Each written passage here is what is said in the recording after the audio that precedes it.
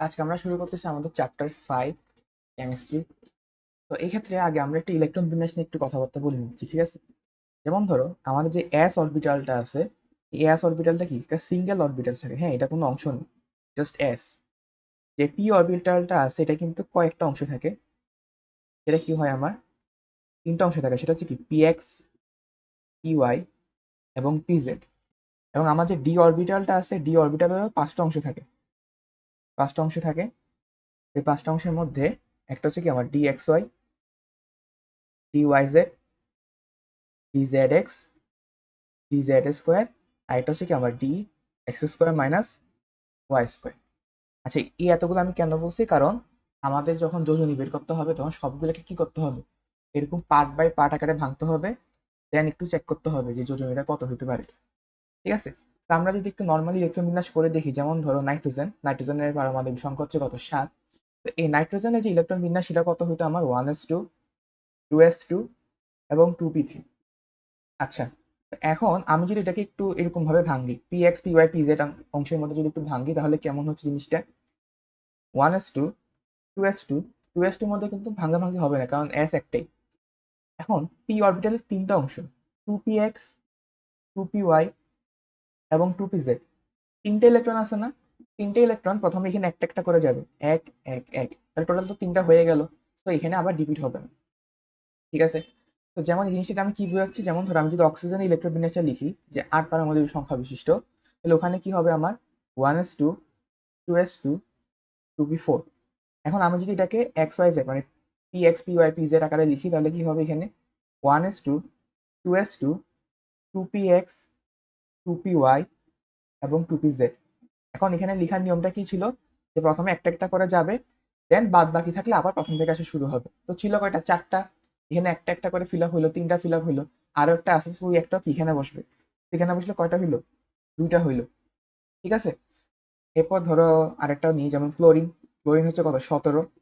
তো ক্লোরিনটা নিলে কি হবে আমার, 1s2, 2s2, 2p6, 3s2, 3p5, ঠিক আছে? তো এখন আমি যদি এটাকে কি করি, তোমার ইলেকট্রন মানে পি এক্স পি ওয়াই এবং পিজেড মানে জিনিসে ভাঙি, তাহলে কি হচ্ছে, মানে সবচেয়ে বাইরের যে কক্ষপথ সেটাকে ভাঙতেছি just, 1s2, 2s2, 2p6, 3s2। তাহলে এখানে কি হবে, 6 লাগবে না। না না, 2p6 ভাঙতেছি না, আমি একদম সবচেয়ে বাইরেরটাকে ভাঙতেছি জাস্ট, ঠিক আছে? 2px মানে আমি জাস্ট সবচেয়ে বাইরেরটাকে ভেঙে ভেঙে একটু দেখতেছি, 2px। এটা লাভ কি আমার? একটু পরে দেখবা, আমি জাস্ট ভাঙ্গাটাকে শিখে নাও, দেন তোমার দেখাইতেছি। টু পি, কি জানি বলতে নিয়েছিলাম, হ্যাঁ, 3py এবং 3pz। তাহলে এখন দেখো তো কি হবে, এখানে পাঁচটা ইলেকট্রন ছিল, এখানে 3p5 এর মধ্যে কয়টা ছিল, পাঁচটা ইলেকট্রন ছিল। তাহলে এখানে একটা একটা করে যাবে, ঠিক আছে? দেন কি হবে, আবার প্রথম থেকে যাবে, তাহলে এখানে আরো একটা আসলে কয়টা হবে, দুইটা। এখানে আরো একটা আসলে কয়টা হবে, দুইটা, ঠিক আছে? এইভাবে করে আমরা ভাঙতেছি।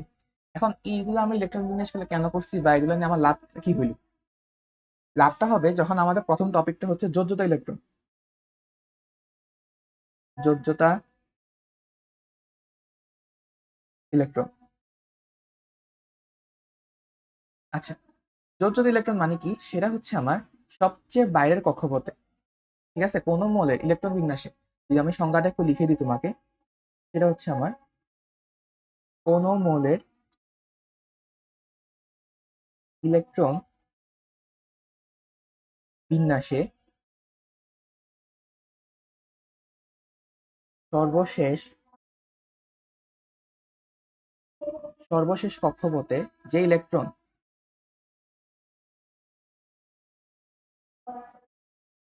যে ইলেকট্রন বা ইলেকট্রন সমূহ থাকে, তাকে যোজ্যতা ইলেকট্রন, অথবা ইংলিশটা হচ্ছে কি আমার ভ্যালেন্স ইলেকট্রন।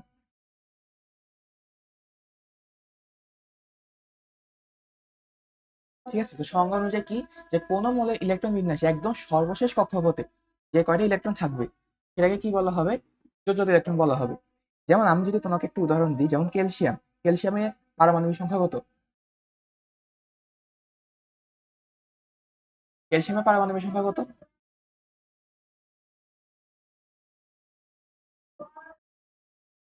ওই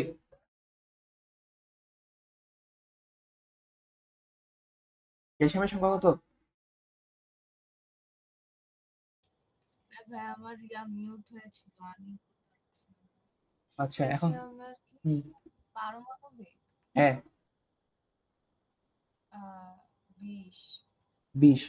তাহলে এখন আমি যদি এটাকে ইলেকট্রন বিন্যাস করি তাহলে কি হবে এখানে 1s2 2s2 2p6 10টা হইলো, আরো 10টা লাগবে 3s2 pp6 4s2, তাই না? এখানে কয়টা হলো? আরো 10টা হলো। তাহলে এখানে আমাকে বলো তো সবচেয়ে বাইরের যে কক্ষপথ সেটা কোনটা? 4 নাম্বারটা না? সবচেয়ে বাইরের যে কক্ষপথ সেটা কয়টা? 4 নাম্বারটা না? প্রথমটা, দ্বিতীয়টা, তৃতীয়টা, দেন 4 নাম্বারটা। ঠিক আছে, তো 4 নাম্বারটা হলে সবচেয়ে বাইরের কক্ষপথ 4 নাম্বারটা, এবং এখানে কয়টা ইলেকট্রন আছে? 2টা ইলেকট্রন আছে। তো আমার যে যোজ্যতা ইলেকট্রন, যোজ্যতা ইলেকট্রন, ঠিক আছে, ই দ্বারা লিখি, সেটা কয়টা হচ্ছে? আমার 2টা হচ্ছে। এরপর আমি যদি আরেকটা লিখি, যেমন ধরো অ্যালুমিনিয়াম, অ্যালুমিনিয়ামে কত? অ্যালুমিনিয়াম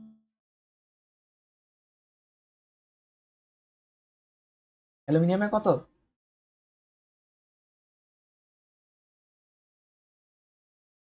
বলো।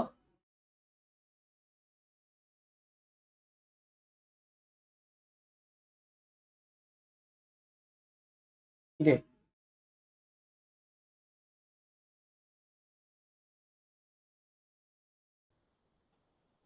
তেরোই তো, হ্যাঁ। আচ্ছা, অ্যালুমিনিয়াম হচ্ছে 13। 13 ইলেকট্রন বিন্যাস কি হবে? 1s2 2s2 2p6 bs2 pp1। ঠিক আছে, এখন আমাকে বলো সবচেয়ে বাইরের কক্ষপথটা কোনটা? 3 নাম্বারটা না? তো 3 নাম্বার কক্ষপথে টোটাল কয়টা ইলেকট্রন আছে? 3টা আছে। তাহলে এই ক্ষেত্রে আমার যোজ্যতা ইলেকট্রন কয়টা হবে? 3টা হবে। ঠিক আছে, এই ক্ষেত্রে আমার যোজ্যতা ইলেকট্রন কয়টা হবে? 3টা হবে।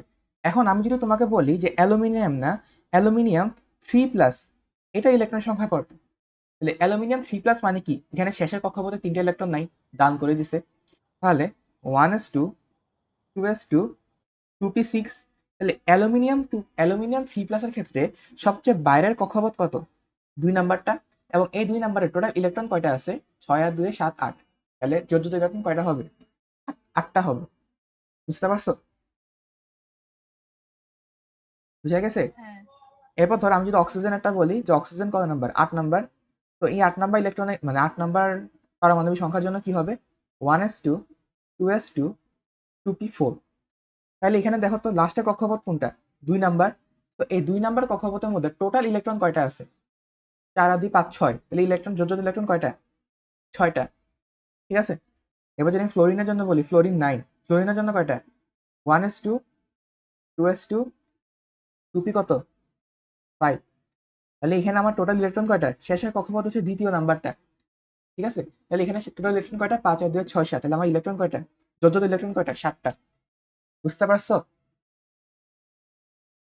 হ্যাঁ। আচ্ছা, এখন পরের টপিক আমাদের বইয়ে বলা আছে, সেটা হচ্ছে আমাদের রাসায়নিক বন্ধন গঠনের কারণ। ঠিক আছে, কেমিক্যাল বন্ড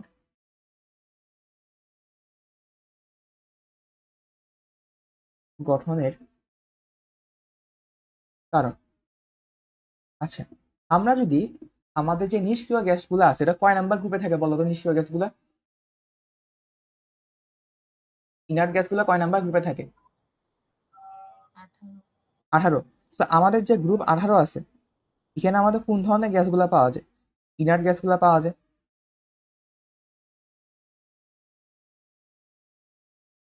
এবং এই ইনার্ট গ্যাসগুলোর মধ্যে যদি আমরা একটু খেয়াল করে দিই, তাহলে এগুলো কি হয়? এগুলো খুবই স্টেবল অবস্থায় থাকে। ঠিক আছে, এইগুলো কি থাকে? অনেক স্টেবল অবস্থায় থাকে। এগুলো কিন্তু কারোর সাথে বিক্রিয়া করে না। ঠিক আছে, কারোর সাথে কারোর সাথে সহজে বিক্রিয়া করে না। বিক্রিয়া করে ঠিক আছে, কিন্তু সহজে বিক্রিয়া করবে না। বড় হলে দেখবে এগুলো বিক্রিয়া করতেছে। আচ্ছা, তো এগুলার যে ইলেকট্রন বিন্যাস, ওখানে যদি তুমি একটু খেয়াল করে দেখো, যেমন ধরো আমি যদি হিলিয়ামেরটা লিখি, হিলিয়াম কয় নাম্বার? আমার 2 নাম্বার। তাহলে সেখানে কি হবে? আমার 1s2 হবে। এরপর কি আছে? নিয়ন আছে, নিয়ন হচ্ছে 10 নাম্বার। তাহলে ওখানে কি হয়? আমার 1s2 2s2 2p6। এরপর নিয়নের পর আছে আমার আর্গন। আর্গন হচ্ছে 18। আর্গনের ক্ষেত্রে দেখা যায় কি 1s2 2s2 2p6 bs2 pp6। ঠিক আছে। আচ্ছা, তুমি যদি এখন বাকিগুলো খেয়াল করো, যেমন ধরো আমার যে ক্রিপ্টন আছে, ক্রিপ্টনের পুরো ইলেকট্রন বিন্যাসটা আমি লিখতেছি না, লাস্টে গিয়ে খেয়াল করবো ওখানে কি আছে আমার 4s2 4p6। দেন ক্রিপ্টনের পর আছে আমার জেনন। জেননটা হচ্ছে কত আমার 54। ক্রিপ্টন ছিল কত আমার ক্রিপ্টন মনে হয় 36 ছিল। হ্যাঁ, জেননের ক্ষেত্রে তুমি যদি একটু খেয়াল করে দেখো লাস্টে গিয়ে কি পাবা, লাস্টে গিয়ে পাবা আমার 5s2 5p6। এখন তুমি যদি লাস্ট ইলেকট্রন বিন্যাসগুলো খেয়াল করো দেখবে যে প্রত্যেকটা ক্ষেত্রে আমার কক্ষপথগুলো কি একদম ফুলফিল অবস্থায় থাকে। ঠিক আছে, এগুলোকে আমরা পড়ছিলাম কি অষ্টক পূর্ণ অবস্থায় থাকে, তাই না? এগুলোকে আমরা কি বলছিলাম যে অষ্টক, অষ্টক পূর্ণ করা। তো এই অষ্টক পূর্ণে মানে অষ্টক পূর্ণ করলে কি হয় যে ওরা অষ্টক পূর্ণ করলে খুবই স্টেবল অবস্থায় চলে আসে। ঠিক আছে, তাদের মধ্যে যে স্থিতিশক্তি বা বিভব শক্তিটা খুবই কম থাকে, একদম নিচে থাকে। তো স্থিতিশক্তি বা বিভব শক্তি একদম লিস্ট অবস্থায় থাকা মানে কি এটা খুবই স্টেবল অবস্থায় থাকবে পুরো সিস্টেমটা। ঠিক আছে, তো এই জন্য আমরা কি করি, মানে এই জন্য অন্যান্য গ্যাসগুলা কি করে, অন্যান্য যে গ্যাস বলতেছে অন্যান্য যে মৌলগুলো আছে ওরা করে কি, ওদের সবচেয়ে কাছাকাছি যে সবচেয়ে কাছাকাছি যে ইনার্ট গ্যাসটা আছে, যেমন ধরো আমার সোডিয়ামের জন্য সবচেয়ে কাছাকাছি যে ইনার্ট গ্যাস কোনটা, নিয়ন। তো সোডিয়াম কি করবে, নিয়নে ইলেকট্রন বিন্যাসটা অর্জন করার ট্রাই করবে। ঠিক আছে, এরপর অ্যালুমিনিয়াম কি করবে, অ্যালুমিনিয়াম নিয়নেরটা অর্জন করার ট্রাই করবে। ক্লোরিন কি করবে, ক্লোরিনের সবচেয়ে কাছাকাছি হচ্ছে আর্গন। সো আর্গনে ইলেকট্রন বিন্যাসটা কি অর্জন করার ট্রাই করবে। তো এই ইলেকট্রন বিন্যাসগুলো অর্জন করতে হলে কি করতে হবে, আমাকে কিছু পরিমাণ ইলেকট্রন ছাড়তে হবে, অথবা কিছু পরিমাণ ইলেকট্রন গ্রহণ করতে হবে, অথবা কারোর সাথে ইলেকট্রনটাকে কি করতে হবে, শেয়ার করতে হবে। ঠিক আছে, সো এই ধরনের জিনিসগুলো করার কারণে কি হবে, ওর অষ্টকটা পূর্ণ হবে, ও একটা স্থিতিশীল অবস্থা চলে আসবে, স্টেবল হবে। অ্যান্ড এটাই কি আমার মূল লক্ষ্য ছিল। এই জন্য কি আমার কেমিক্যাল বন্ডটা হয় যে আমরা আরেকজনের সাথে কি করি, ইলেকট্রন শেয়ার দেওয়া নেওয়া করি। বুঝতে পারছো কথাটা আমার? বুঝতে পারছো? এই যে কথাটা বুঝছো? ও হ্যাঁ হ্যাঁ বুঝছি। আচ্ছা, তো আমাকে যদি এক কথায় কখনো নাম্বারে আসে যে ইলেকট্রন সরি মানে কেমিক্যাল বন্ড গঠনের কারণটা কি, তাহলে আমি কি লিখবো? আমি ওখান থেকে লিখতে পারি যে কি লিখা যায় আসলে, একটা এক কথা যদি আমি লিখতে বলি, তারও আমি লিখে দিচ্ছি। এটা হবে কি, সর্বশেষ শক্তি স্তরে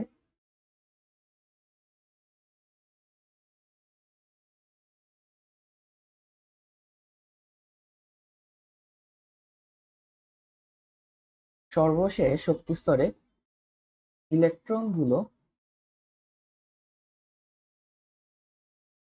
নিষ্ক্রিয় গ্যাস লিখে আমি ইনার্ট গ্যাস লিখতেছি। ইনার্ট গ্যাসের স্থিতিশীল যে ইলেকট্রন বিন্যাস সেটা অর্জন করতে যায়।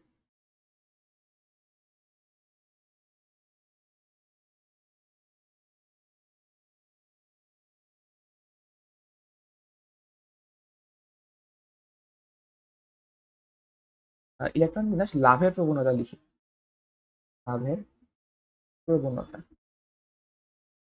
ঠিক আছে, আমরা এটাই লিখবো যদি আমাকে কখনো জিজ্ঞেস করে যে কেমিক্যাল বন্ড কেন গঠন হয় বা রাসায়নিক বন্ধন কেন গঠন হয়, তখন আমরা লিখবো যে মৌলসমূহের সর্বশেষ শক্তি স্তরে ইলেকট্রনগুলো, যে আমার যে নিষ্ক্রিয় গ্যাস আছে ওটা যে স্থিতিশীল ইলেকট্রন বিন্যাস আছে ওটা লাভ করার যে প্রবণতা, ওটার কারণে কি হয়, আমার রাসায়নিক যে বন্ধন সেটা কি ক্রিয়েট হয়। আচ্ছা, এরপর আসতেছে আমাদের যোজনী। ইম্পর্টেন্ট একটা টপিক, সেটা হচ্ছে কি আমার যোজনী। যোজনী বা এটা যে ইংলিশটা সেটা হচ্ছে কি ভ্যালেন্সি।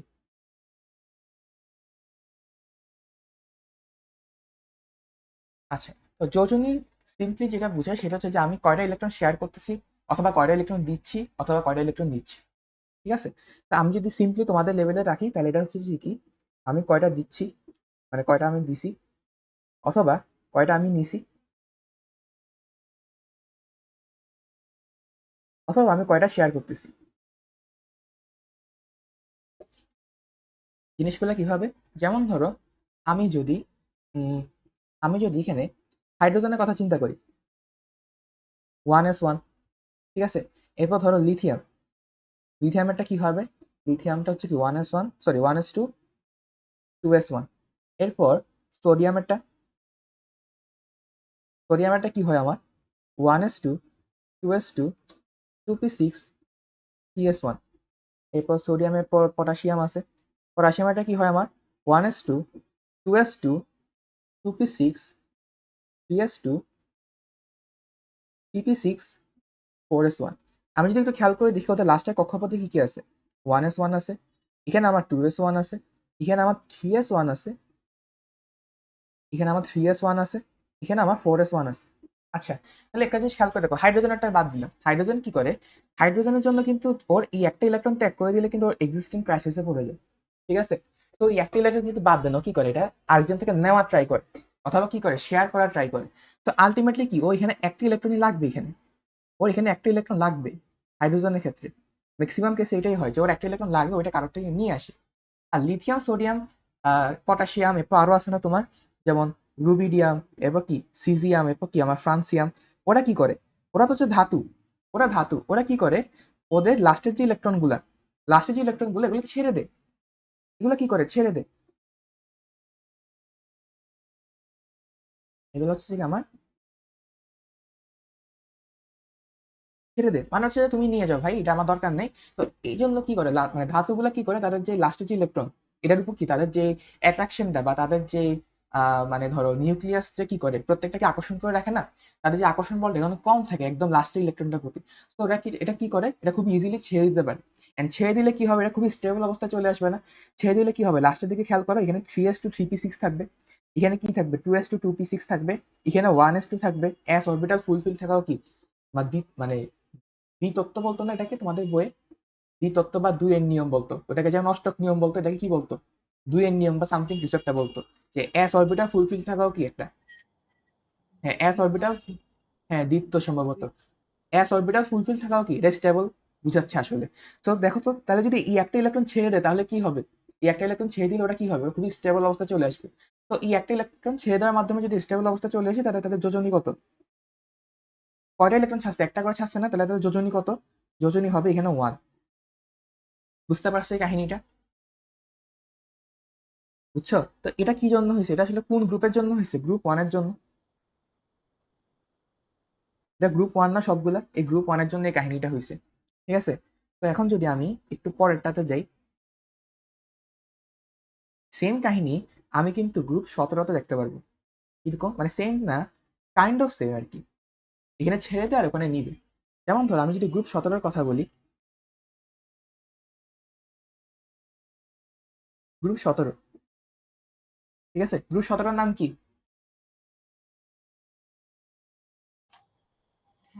হ্যালোজেন। হ্যাঁ হ্যালোজেন। আচ্ছা, তো গ্রুপ 17 হচ্ছে আমার হ্যালোজেন গ্রুপটা। তো হ্যালোজেন গ্রুপের মধ্যে যদি আমি খেয়াল করি, ওখানে কে কে আছে, যেমন ধরো ফ্লোরিন আছে, ক্লোরিন আছে, ক্লোরিন ক্লোরিন, ব্রোমিন, আয়োডিন, ঠিক আছে? তো ফ্লোরিন ইলেকট্রোবিন্যাসে যদি তুমি খেয়াল করো তাহলে কি পাবা, 1s2 2s2 2p5। দেন ক্লোরিনটা যদি তুমি করো তাহলে কি পাবা, 1s2 2s2 2p6 3s2 pp5। এখন খেয়াল করো, এখন খেয়াল করো ওদের যে আকারগুলো, আমি কি জানি যে পর্যায় সারণী, একটু ঠান্ডা মাথা শুনবা, যে পর্যায় সারণীর আমি কি করি, বাম থেকে যদি ডানে যাই, মানে একই পর্যায়ে যদি থাকে, একই পর্যায়ে বাম থেকে ডানে গেলে কি হয়, পরমাণুগুলোর আকার ছোট হয় না? তো পরমাণুগুলোর আকার যত ছোট হবে, বাইরের দিকে যে ইলেকট্রন গুলো আছে ওদের উপর নিউক্লিয়াস আকর্ষণ বেশি হবে, কারণ দূরত্ব কমে যাবে, ঠিক আছে? দূরত্ব কমে গেলে আকর্ষণ বেশি হয়। তো আমার লাস্টের দিকে যে ইলেকট্রন গুলো আছে ওদেরকে আমি চাইলে ছেড়ে দিতে পারি না, আমি চাইলে কি করতে পারি না, ছেড়ে দিতে পারি না, আমার কষ্ট হবে, কারণ এখানে আকর্ষণটা বেশি। আমাকে বাইরে থেকে এক্সটার্নাল ফোর্স দিয়ে এটাকে ছেড়ে আনতে হবে, কিন্তু এটা তো আমার উদ্দেশ্য না। আমার উদ্দেশ্য হচ্ছে যে এটাকে স্টেবল করা, ঠিক আছে?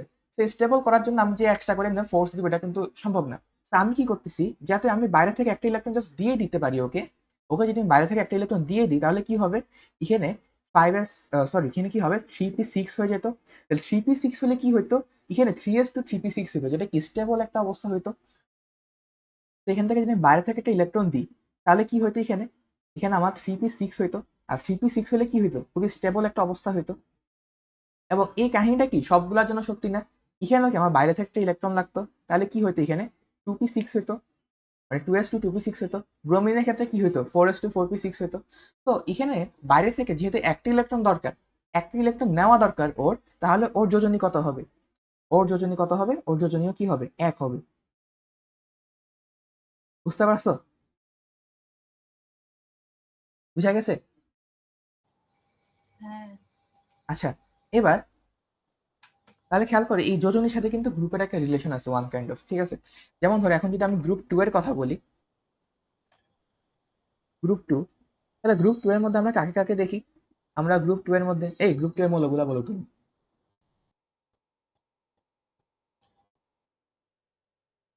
গ্রুপ 2 এর মৌলগুলা বলো। গ্রুপ 2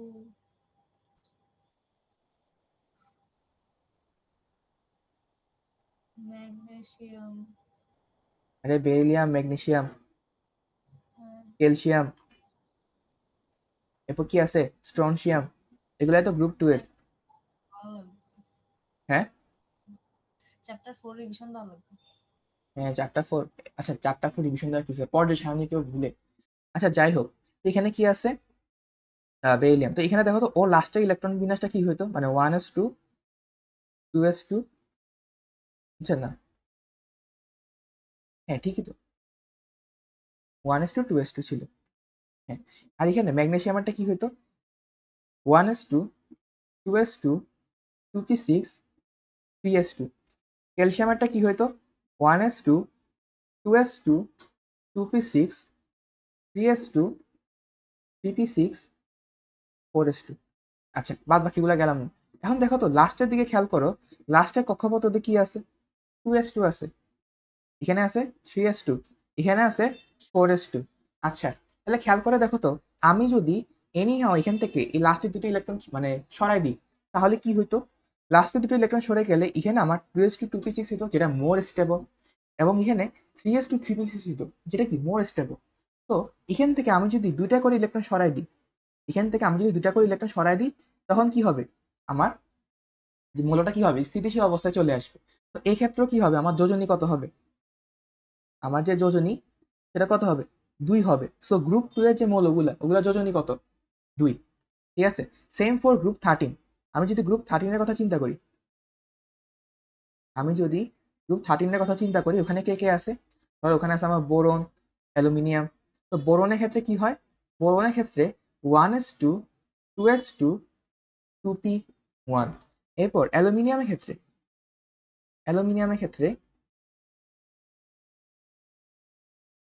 হয়ে গেল, অ্যালুমিনিয়ামের ক্ষেত্রে 1s2 2s2 2p6 3s2 pp1। ঠিক আছে? তো এখানেও এই pp1, হ্যাঁ ঠিকই আছে। তো এখানে খেয়াল করো লাস্টের দিকে, এখানে কয়টা ইলেকট্রন? 3টে ইলেকট্রন। এখানে কয়টা ইলেকট্রন? এখানে আমার 3টে ইলেকট্রন। তা আমি যদি এখান থেকে 3টে ইলেকট্রন ছেড়ে দিতে পারতাম বা বাদ করে দিতে পারতাম, তাহলে কি হইতো? এখানে 2s2 2p6 থাকতো, যেটা কি মোর স্টেবল একটা অবস্থা। এখানে 1s2 থাকতো, যেটা কি একটা মোর স্টেবল অবস্থা। ঠিক আছে? বেরিলিয়ামের ক্ষেত্রে অনেক কাহিনী আছে, বেরিলিয়ামের কাহিনীগুলো আমরা বড় হলে দেখবো। কিন্তু আপাতত জাস্ট মনে রাখো, এটা ইলেকট্রন ছাড়তে পারে। ইলেকট্রন কি ছাড়তে পারে? 3টে ইলেকট্রন ছেড়ে দিতে পারবে এখান থেকে। তাহলে এই ক্ষেত্রে আমার যোজনী কত হবে? এই ক্ষেত্রে আমার যোজনী কত হবে? আমার যোজনী হবে 3, যেটা আমার গ্রুপ নাম্বারের সাথে মিলে যাচ্ছে। ঠিক আছে? মানে লাস্টের দিকে নাম্বারটা সাথে মিলতেছে আর কি। তো গ্রুপ 13 এর ক্ষেত্রে কি হবে? আমার যোজনী 3 হবে সবগুলো, ম্যাক্সিমামই 3 হবে। আচ্ছা, এরপর ধরো আচ্ছা, তোমার হয়তো মনে হতে পারে যে বেরিলিয়াম থেকে আমরা 3টা কিভাবে ছাড়বো, তাই না? আর একটু আগে আমরা 2p(x) 2p(y) এগুলো পড়ছিলাম না? ওগুলো একটু অ্যাপ্লাই করবো এখন। দেখো তো, বেরিলিয়ামের ক্ষেত্রে আমি যদি এটাকে 2p(x) 2p(y) ভাবে লিখি, তাহলে কি হবে? 1s2 2s2 2px1 2py0 2pz0। কারণ এখানে আসেই একটা, তো কই বসবে? ধরো x1 এ বসছে। হ্যাঁ, এখানে যে কোনোখানে বসতে পারে, আমরা x1 এ ধরছি, 2px এ ধরছি। আচ্ছা, এখন ধরো আমি এটাকে উত্তেজিত করছি। উত্তেজিত মানে আমি এটাকে কোনো প্রকার ভাবে শক্তি প্রয়োগ করছি। ঠিক আছে? তো শক্তি প্রয়োগ করলে 1s2 এবং এই যে 2s2 এর মধ্যে যে দুটো ইলেকট্রন ছিল না, এগুলা কি করবে? এখান থেকে একটা উঠে গিয়ে এখানে বসবে। তাহলে এখানে হবে 2s1, এখানে 2px1, এখানে 2py1, এখানে কি 2pz0। তাহলে খেয়াল করে দেখো তো এখানে বিজোড় ইলেকট্রন কোনগুলো হয়েছে? এই বিজোড় ইলেকট্রন গুলা কিন্তু এখানে চাইলে মৌল গঠন করতে পারে আরেকজনের সাথে। ঠিক আছে? হয় শেয়ারিং হইতে পারে, হয় দান করা হইতে পারে। হ্যাঁ, তবে শেয়ারিংটাই ম্যাক্সিমাম ক্ষেত্রে হয়। তো তখন এখানে কি হবে? আমার যোজনী কত হবে? এখানে যোজনী কত হবে? 3 হবে। বুঝতে পারছো? হ্যাঁ। আচ্ছা, এরপর ধরো আরো কিছু গ্রুপ বলি, যেমন ধরো গ্রুপ 16। ঠিক আছে, গ্রুপ 16। তো গ্রুপ 16-র মধ্যে আমাদের ফেমাস কয়েকটা মৌল আছে, যেমন ধরো অক্সিজেন আছে। অক্সিজেন অক্সিজেনের কত আমার 1s2, 2s2, 2p4। এরপর আমার সালফারে তো আছে, সালফার হচ্ছে কত 16,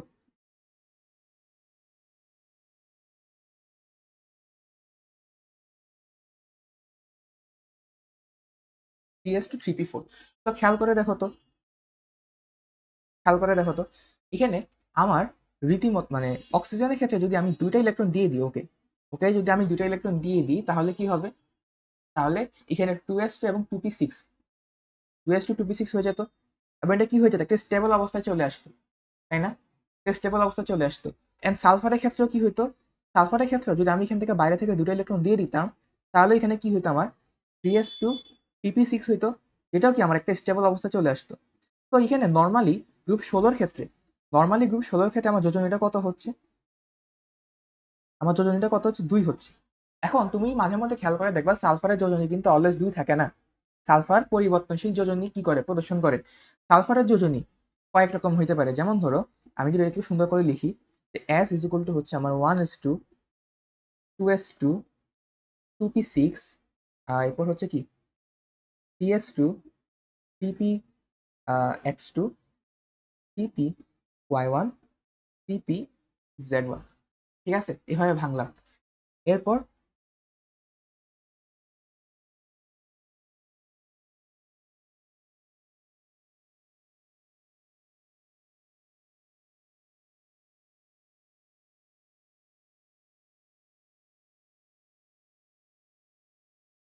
আচ্ছা, এবার খেয়াল করো সালফার এখানে আমি তিনটা যোজনী লিখবো। ধরো আমি এটাকে একটুখানি উত্তেজিত করছি, তো একটুখানি উত্তেজিত করলে এখানে যে 2p(x1)-এ ছিল দুইটা, এখান থেকে একটা উঠবে, একটা উঠে কি এখানে 3d(xy)-তে বসবে, 3d(xy)-এর মধ্যে বসলো। দেন আমি যদি আরো উত্তেজিত করি তাহলে আমার এখানে 3s2-তে যে ইলেকট্রনটা ছিল এখান থেকে একটা উঠবে, উঠে এখানে 3d(yz)-এর মধ্যে বসবে। ঠিক আছে, তাহলে এবার খেয়াল করে দেখো এখানে বিজোড় ইলেকট্রন কয়টা হয়েছে। এখানে আমার দুইটা আছে, এখানে আমার দুইটা আছে, দেন এখানে আমার কয়টা আছে, চারটা আছে। এরপর এখানে কয়টা আছে, আচ্ছা এখানে তো 1 হবে। এখানে কয়টা আছে,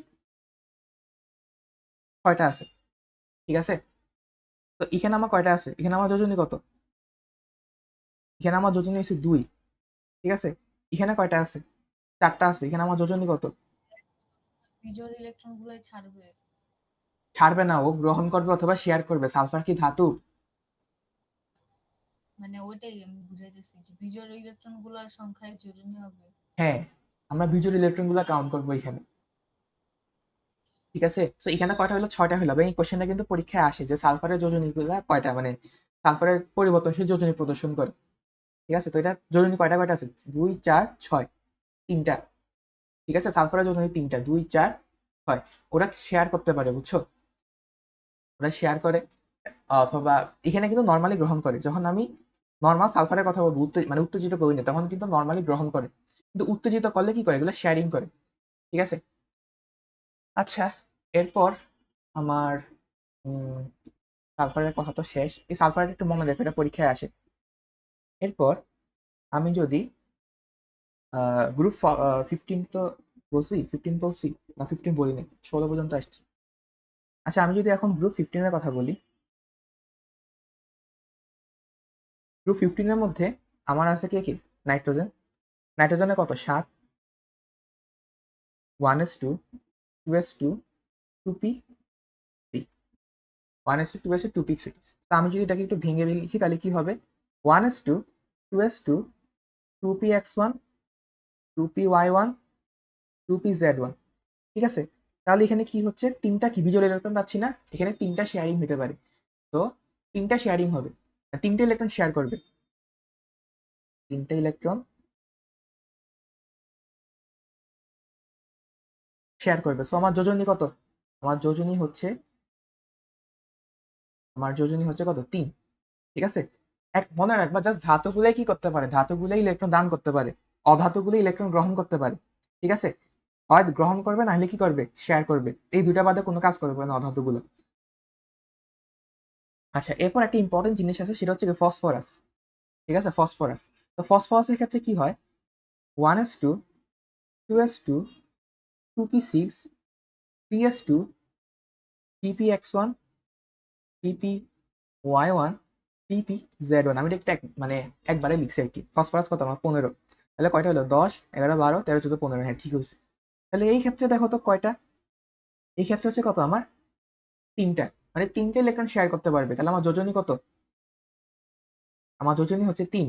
কিন্তু আমি যদি ফসফরাসকে একটু উত্তেজিত করি, ফসফরাসকে একটু উত্তেজিত করি, তাহলে কি হবে, তাহলে হবে আমার 1s2 2s2 2p6 3s1 হবে, একটা ইলেকট্রন এখান থেকে উঠে গিয়ে ওখানে 3dxy তে বসবে, ppx1 ppy1 ppz1 3dxy।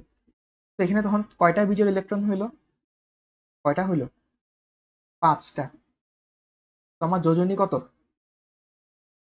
আমার যোজনী হবে কত, আমার যোজনী হবে 5।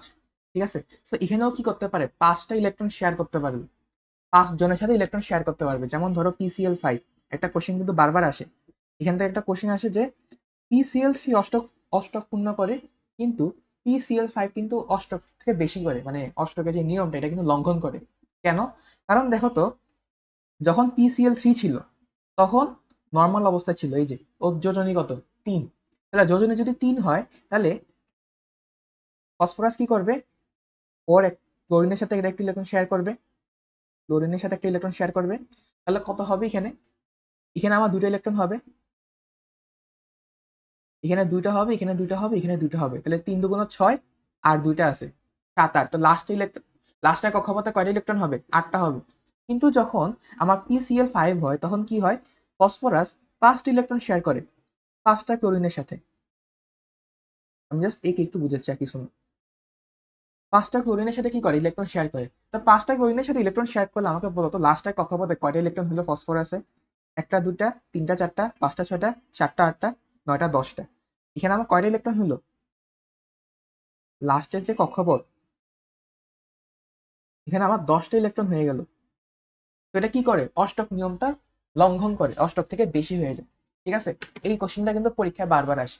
তো তুমি কি করবা, তুমি জাস্ট এভাবে ফসফরাসের মানে ইলেকট্রন বিন্যাস লিখবা, নর্মালটা আগে লিখবা, দেন পিএক্স পিওয়াই পিজেড দিয়ে লিখবা, এরপর বলবা যে উত্তেজিত করলে কি হয়। এখানে প্রথমটাতে প্রথমটাতে যে 3s2, এরপর হচ্ছে 3px1 3py1 3pz1, হ্যাঁ, হ্যাঁ এভাবে যে লিখা, তো আমি 3p-টাকে এভাবে ভাঙতে পারবো না যে হচ্ছে 3px2 3py1 না না, এটাকে 3pz, ইয়া ইয়া নীতি বলে, আরে কার নীতি জানি ছিল, হুন্ডের নীতি ছিল মনে হয়। মানে এখানে দেখো, টোটালটাই ভাঙতে হবে। না না, টোটালটাই ভাঙতে হবে। এখানে নিয়মটা হচ্ছে যে প্রত্যেকটা অরবিটালে 3p(x1) sorry 3p(x) 3p(y) 3p(z), ঠিক আছে। তো হুন্ডি নীতি অনুযায়ী কি করে, একটা বিজ্ঞানী হুন আমাকে বলে গেছিল যে এখানের মধ্যে প্রথমে একটা একটা করে ইলেকট্রন প্রবেশ করবে, একটা একটা করে ইলেকট্রন প্রবেশ করবে, দেন যদি এক্সট্রা ইলেকট্রন থাকে ওইটা আবার শুরু থেকে প্রবেশ করবে।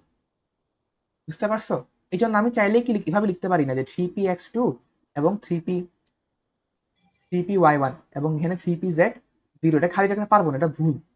কারণ আমাকে হুন বলেই গেছে যে প্রথমে একটা একটা করে সবগুলোতে প্রবেশ করবে, দেন বাকি থাকলে আবার প্রথম থেকে ভরে ভরে আসবে। বুঝতে পারছো? হ্যাঁ, আচ্ছা, এতটুকু গেল, ফসফরাসেরটা গেল। এরপর আর কাঠটা আছে, ফেমাস কোন মূল্য বলি নেই, গ্রুপ 15 বলছি। আচ্ছা, এরপর ধরো গ্রুপ 14। গ্রুপ 14-র মধ্যে ধরো আমাদের পরিচিত কার্বন আছে, কার্বনের যে ইলেকট্রন বিন্যাস সেটা কি আমার 1s2 2s2 2p2। ঠিক আছে, সেটা যোজনী কত, আমি যদি একটু খেয়াল করে দেখি, টিকে যদি একটু ভাঙ্গি, তাহলে এখানে কি হবে, 1s2 2s2 2px1 2py1 2pz0। তাহলে এই ক্ষেত্রে আমার বিজোড় ইলেকট্রন কয়টা, 2টা। তো শেয়ার করবে কয়টা, 2টা ইলেকট্রন, ও 2টা ইলেকট্রন শেয়ার করবে।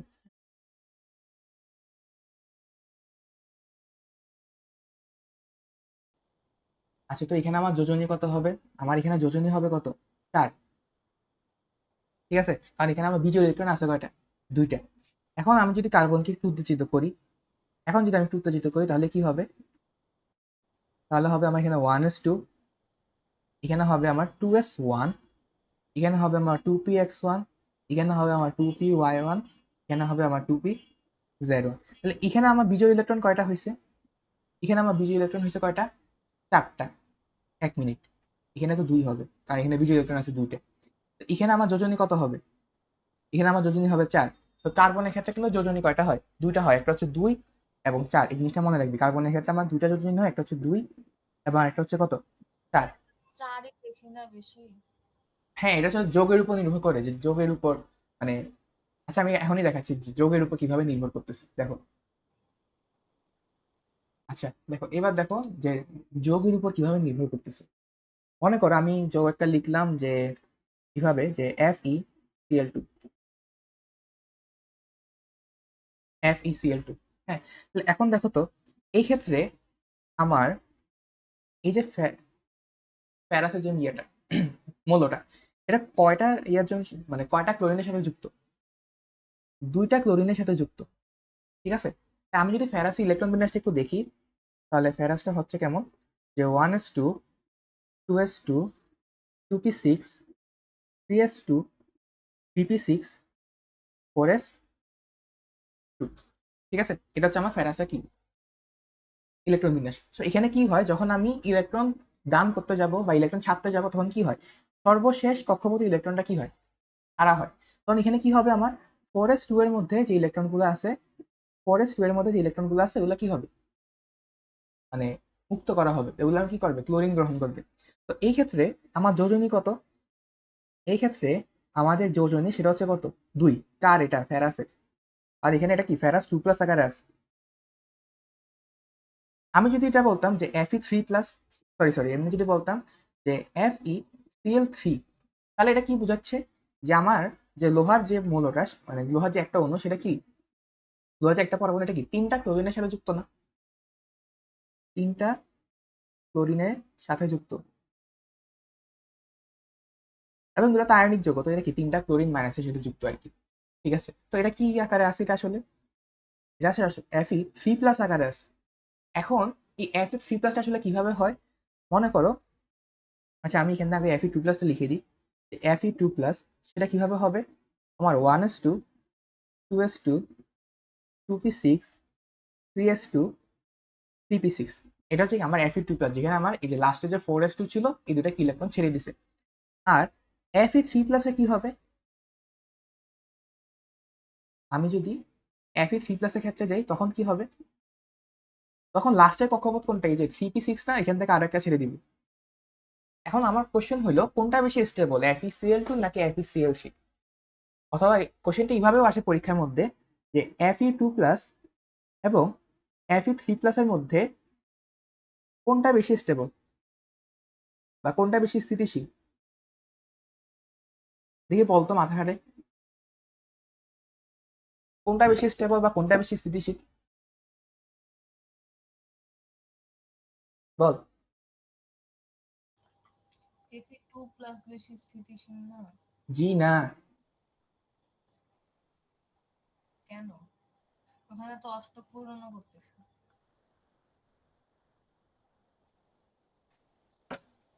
Fe2+ নাকি Fe3+? আচ্ছা হ্যাঁ, না না, এখানে একটা কাহিনী ছিল। দাঁড়া, কাহিনীটা জানি কি ছিল, দাঁড়া আমি মনে করতেছি। এটা পরীক্ষার মধ্যে আসছিল, তো ওখানে লিখছিলাম আমি। আমি যে এখানে ইলেকট্রন বিন্যাসটাই ভুল লিখছি, এটা তো খেয়ালই করো না। আমিও তো বলতেছি কি রে, এখানে গেলোটা কই? এই এখানে 4s2 এর আগে একটা কি 3D ছিল না, 3p6 আর 3d6, আমি 3p6 লেখার পর 3d6 লিখতে ভুলে গেছি। এখানেও কি 3p6, 3d5, আর এখানে কি 3p6, 3d6। আমিও তো বলি কি রে, ইলেকট্রন গুনতেছি, ইলেকট্রন কম আসতেছে। Fe3+ স্টেবল বেশি, কারণ হ্যাঁ, হচ্ছে এখানে তাহলে Fe3+ স্টেবল বেশি কেন? কারণ এখানে অর্ধপূর্ণ আছে হ্যাঁ, ইলেকট্রন। কারণ ডি অরবিটাল অর্ধপূর্ণ এখানে, ডি অরবিটাল এখানে কি অর্ধপূর্ণ। আমি একটা ইলেকট্রন বিন্যাস ভুল লিখছি, এটাও খেয়াল করেন। আচ্ছা, এবার দেখো আরো যদি কয়েকটা মৌল লিখে আমি, যেমন ধরো CuCl2। তাহলে এক্ষেত্রে কি হবে? এই ক্ষেত্রে আমার কপারের যোজনী কত? এক্ষেত্রে আমার কপারের যোজনী কত? 2 না? কারণ একটা ক্লোরিনের সাথে যুক্ত। আর আমি যদি না না কি না, কিছু না। আর আমি যদি এখানে CuCl দিয়ে লিখি, তাহলে এটা কি হবে? কপারের যোজনী কত? 1 হবে না? আর এটা ইলেকট্রন বিন্যাসটা মনে আছে কেন? মানে তো কেন তোমার যোজনী 1, কেন তোমার যোজনী 2? ইলেকট্রন বিন্যাসটা মনে আছে? কি? কপারের যোজনী এখানে কেন 2, এখানে কেন 1, এটা মনে আছে? এভাবে যে ইলেকট্রন বিন্যাস যে লিখাবো, এই যে Fe3+ এবং Fe2+ এর জন্য যেভাবে দেখাইছি। ও হ্যাঁ, কপার তো ওই যে ব্যতিক্রম, ওই যে ওর ব্যতিক্রম, ঠিক ডি আছে। Orbital, D orbital. Copper chloride নামটা পরীক্ষার মধ্যে আসে কেন জানি। আর CuCl এটার নাম কি? আমি এটা এইভাবে লিখছিলাম, মানে পরীক্ষার মধ্যে যখন আসতো এইভাবে লিখতাম যে কপার 2 ক্লোরাইড। ঠিক আছে, এভাবে লিখতে পারো, কোনো অসুবিধা নেই। আর এটাকে লিখবে যে কপার 1 ক্লোরাইড।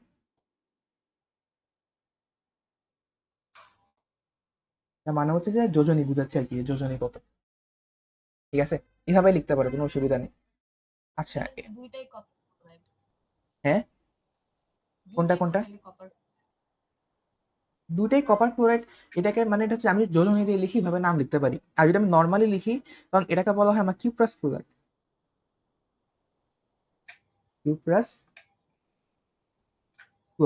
ঠিক আছে, যখন CuClটা থাকে ওটাকে কি বলা হয়?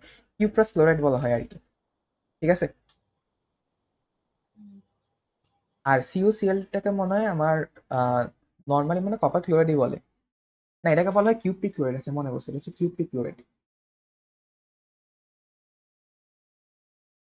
ঠিক আছে, তো আমি যদি যোজনী দিয়ে লিখি তাহলে নামটা হবে কি? কপার 2 ক্লোরাইড, এবং এখানে কপার 1 ক্লোরাইড। আর যদি আমি কমন নেমটা ইউজ করি, ঠিক আছে, এগুলোকে বলা হয় মানে কমন নেম বলতে কি বুঝাবো? এগুলো হচ্ছে সচরাচর ইউজ করে আর কি, কোনো সংকেত টঙ্কেত বাদে, মানে সংখ্যা রাখা বাদে। সংখ্যা ইউজ করা ছাড়া যে কমন নেমটা থাকে ল্যাবের মধ্যে ইউজ করে, সেটা হচ্ছে কিউপিক ক্লোরাইড। আর এটা কি? আমার কিউপ্রাস ক্লোরাইড। এগুলো মনে থাকে জানো, এগুলো পরীক্ষার মধ্যে আসতে দেখছি আমি, নাম জিজ্ঞেস করতে মাঝে মধ্যে। আচ্ছা, তো যেটা বলতেছিলাম যে কপারের ক্ষেত্রে কি হয়?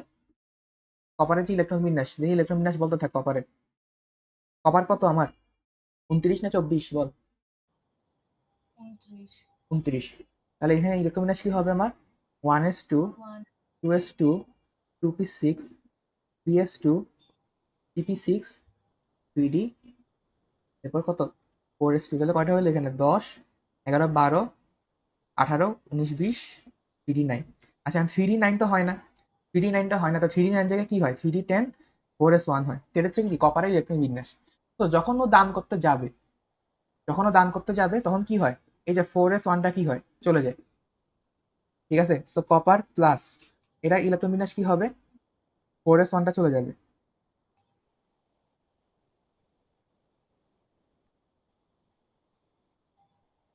4s1 চলে গেল। আচ্ছা, আর যখন কপার 2+ হয়, যখন এখানে দুটো ইলেকট্রন ছাড়ে, তখন কি হয়? তখন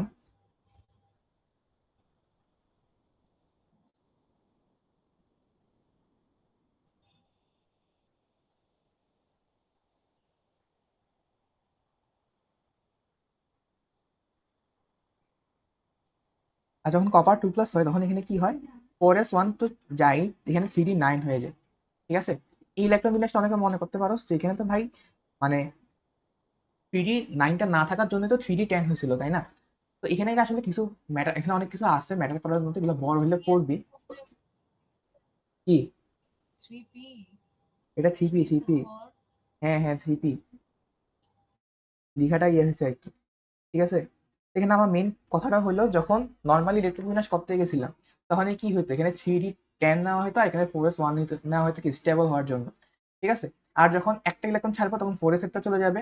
আর যখন দুইটা ইলেকট্রন ছাড়বো তখন 4s1টাও যাবে, সাথে 3d থেকেও একটা যাবে। এই জিনিসটা মনে রাখবে। ঠিক আছে, কপারের কিন্তু দুটো যোজনী হয়, একটা 1 হয়, একটা 2 হয়, পরীক্ষার মধ্যে আসে। অনেকে মনে করে যে শুধুমাত্র একটা দিতে পারে। ঠিক আছে, এই দুটা মূল্য মনে রাখবি, পরীক্ষার মধ্যে আসবে। বুঝতে পারছস?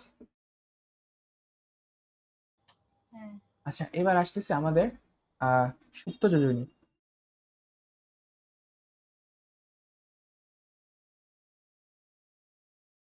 সুপ্ত যোজনী। সুপ্ত যোজনী জিনিসটা কি?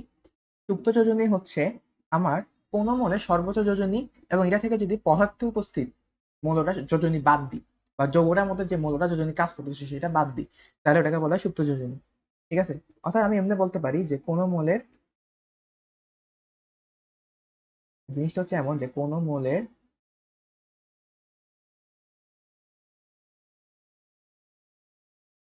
সর্বোচ্চ যোজনী এখান থেকে বিয়োগ করব ওই মৌলের সক্রিয় যোজনী, ওই মৌলের সক্রিয় যোজনী। এটা মানে কি? যেমন ধরো আমি যদি Fe Cl2 এর কথা বলি, আমাকে বলো তো ওর সর্বোচ্চ যোজনী কত? 3। এটাই কি ওর হাইয়েস্ট যোজনী, যেটা আমি একটু আগে দেখছি। সক্রিয় যোজনী, সুপ্ত সর্বোচ্চ যোজনী। সর্বোচ্চ প্যারাসের সর্বোচ্চ যোজনী 3, আর সক্রিয় যোজনী হচ্ছে এই সক্রিয় যোজনী কি সুপ্ত যোজনী? না না, কোন মৌলের সর্বোচ্চ যোজনী থেকে ও সক্রিয় যোজনী বাদ দিতে হবে। যেমন Fe Cl2, যদি আমি এটার কথা চিন্তা করি, তাহলে ফেরাসের সর্বোচ্চ যোজনী কত? 3 না? এটা আমরা একটু আগে দেখে আসলাম ইলেকট্রন বিন্যাস থেকে। আর Fe Cl2 এর মধ্যে আমার ফেরাসের যোজনী কত? 2, মানে 2 কাজ করতেছে এখানে, এটা সক্রিয়। তাহলে এই ক্ষেত্রে আমার সুপ্ত যোজনী কত? এই ক্ষেত্রে আমার সুপ্ত যোজনী কত? সেটা হচ্ছে 3 বিয়োগ 2, তাহলে 1। বুঝতে পারছো? হ্যাঁ। আচ্ছা, আমি যদি এখন বলি যে Fe Cl3, তাহলে এই ক্ষেত্রে আমার প্যারাসে যোজনী কত কাজ করতেছে? 3 কাজ করতেছে। আর ওর হায়েস্ট যোজনী কত? ওর হায়েস্ট যোজনী কত? সেটাও আমার 3। তাহলে আমার সুপ্ত যোজনী কত? শূন্য। সুপ্ত যোজনী কত? 3 - 3 = কি? 0। আমি যদি কপার, আমি যদি এটা কি ছিল, কিউপ্রাস ক্লোরাইড ছিল না? হ্যাঁ, কিউপ্রাস ক্লোরাইডের কথা যদি চিন্তা করি, তাহলে এই ক্ষেত্রে আমার কাজ করতেছে কত? কপারের যোজনী 1। কিন্তু আমার কপারের হায়েস্ট যোজনী কত? হায়েস্ট যোজনী হচ্ছে 2। তাহলে আমার সুপ্ত যোজনী কত? সুপ্ত যোজনী হচ্ছে আমার 2 বিয়োগ 1 সমান 1। বুঝতে পারছো? হ্যাঁ। আচ্ছা, এরপর আসতেছে আমাদের যৌগমূলক।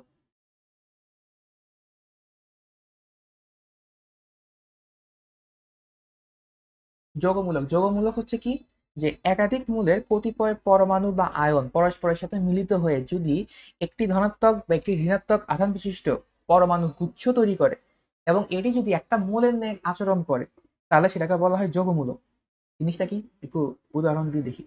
যেমন ধর, আমি যদি আম, একটা বিক্রিয়া লিখি, যেমন ধর একটা অ্যাসিড ক্ষারকীয় বিক্রিয়া লিখি, NaOH প্লাস H2SO4। এখানে হয় কি বিক্রিয়া করলে?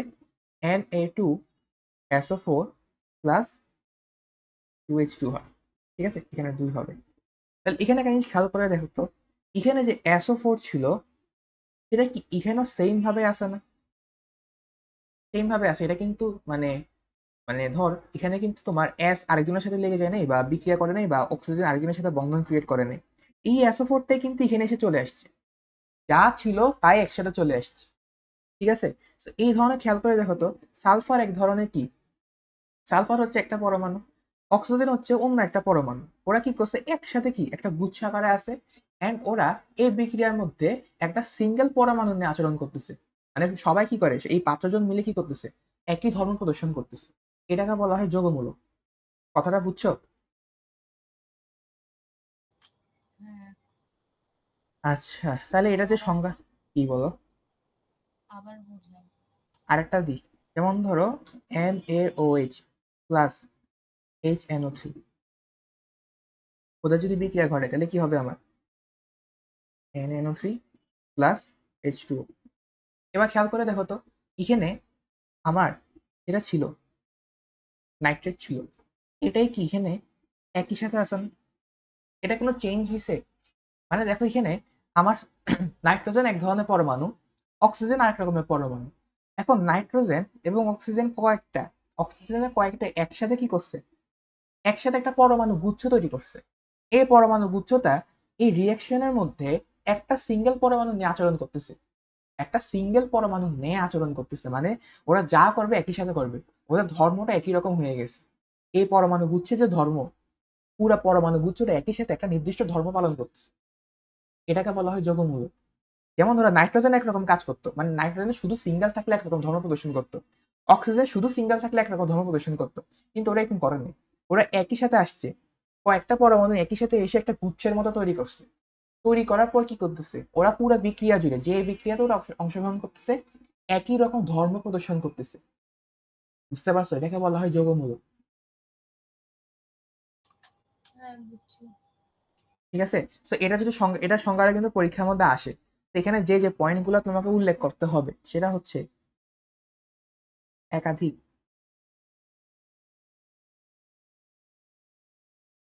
একাধিক মূলের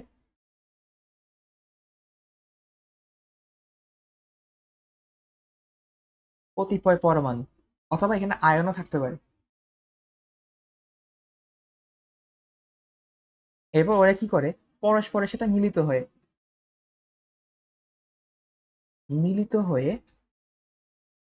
ধনাত্মক বা ঋণাত্মক আধান বিশিষ্ট, ধনাত্মক অথবা ঋণাত্মক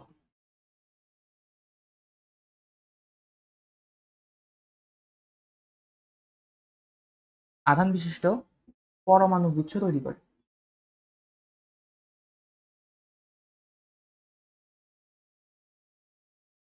পরমাণু গুচ্ছ তৈরি করে এবং একই মৌলের ন্যায় আচরণ করে। একই মৌলের ন্যায় আচরণ করে, এটাকে বলা হয় যৌগমূলক। যে আমরা মানে অনেকগুলা মৌলের পরমাণু নিব, যেমন ধরো একটা হচ্ছে নাইট্রোজেন আর একটা হচ্ছে অক্সিজেন, ঠিক আছে, ওরা কিন্তু আলাদা আলাদা থাকলে অন্যরকম ধর্ম প্রদর্শন করতো, কিন্তু না, এখানে একটা নাইট্রোজেন এবং তিনটা অক্সিজেন মিলিত হয়েছে। মিলিত হওয়ার কারণে মিলিত হওয়ার কারণে এখানে ওরা কি করছে, একটা পরমাণু গুচ্ছ তৈরি করছে। এই গুচ্ছটা আমরা যেই ধরনের বিক্রিয়ায় দিই না কেন, ওরা সবসময় একসাথে থাকে এবং একটা অন্যরকম ধর্ম প্রদর্শন করে, যেটা নাইট্রোজেন এবং অক্সিজেনের সাথে মিলে না। ওদের নিজস্ব একটা ধর্ম ক্রিয়েট হয়। ঠিক আছে, ওরা বিক্রিয়ার ধরন ক্রিয়েট হয় একটা নিজস্ব নিজস্ব। ঠিক আছে, এই জন্য এটাকে বলা হয় মানে যৌগমূলক, বা একটা আলাদা পরমাণু গুচ্ছ কি একটা সিঙ্গেল পরমাণু নিয়ে আচরণ করতেছে। এবং আমি বলছিলাম না এখানে কি পজিটিভ অথবা নেগেটিভ আধান থাকবে, তো এখানে কি এর আধানটা হয় কি নেগেটিভ, আর এটার নাম হচ্ছে কি নাইট্রেট আয়ন। ঠিক আছে। সো তোমাদের বইয়ে অনেকগুলো পরমাণু গুচ্ছ আছে, মানে অনেকগুলো যৌগমূলক আছে। তো প্রথমটা হচ্ছে কি আমার অ্যামোনিয়াম। প্রথমটা হচ্ছে কি আমার অ্যামোনিয়াম। অ্যামোনিয়ামের যে চিহ্ন মানে আধানটা সেটা কি পজিটিভ। নামগুলো মনে রাখবা। দেখো এটাকে বলা হয় অ্যামোনিয়াম আয়ন। এরপর আসতেছে আমার কার্বনের। অ্যামোনিয়া একটা আছে না, NH3। ওইটা হচ্ছে NH3। এটা যৌগমূলক না তো, এটা যৌগমূলক না, এটা একটা যৌগ। অ্যামোনিয়াম যৌগমূলক। কোনটা যৌগমূলক আর কোনটা যৌগ? দেখতে তো একই টাইপেরই। যৌগমূলকে সবসময় একটা ইয়া থাকবে, আয়ন মানে আধান থাকবে, এটা মনে রাখো। ঠিক আছে, এবং বিক্রিয়া করে বোঝা যাবে, যে বিক্রিয়া করার সময় দেখবা যে এগুলো সবসময় একসাথে থাকে। ঠিক আছে, বিক্রিয়া করার সময় দেখবে এগুলো সবসময় একসাথে থাকে, তখন ওগুলো হচ্ছে যৌগমূলক। কিন্তু NH3 কিন্তু একসাথে থাকে না, NH3 ভেঙে যায়। ঠিক আছে, হ্যাবারব্রস প্রণালী পড়ছিল না, যেখানে কি করে H2+ N2 কি করে NH3 করে, দেন এটা ব্যাকওয়ার্ড রিয়াকশনও হয়, যে NH3 ভেঙে কি করে H2+ N2 তৈরি করে। সো NH3 কিন্তু যৌগমূলক না। এরপর হচ্ছে আমাদের কার্বনেট। কার্বনেটের সংকেত হচ্ছে CO3 2-, এটার নামটা মনে রাখবা, সেটা হচ্ছে কার্বনেট। এরপর আসতেছে বাইকার্বনেট, CO3-। বাইকার্বনেটের ক্ষেত্রে আমার একটা H থাকবে।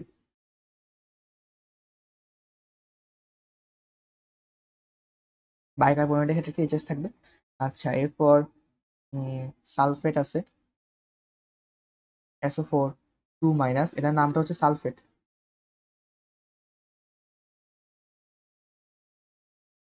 সালফেট।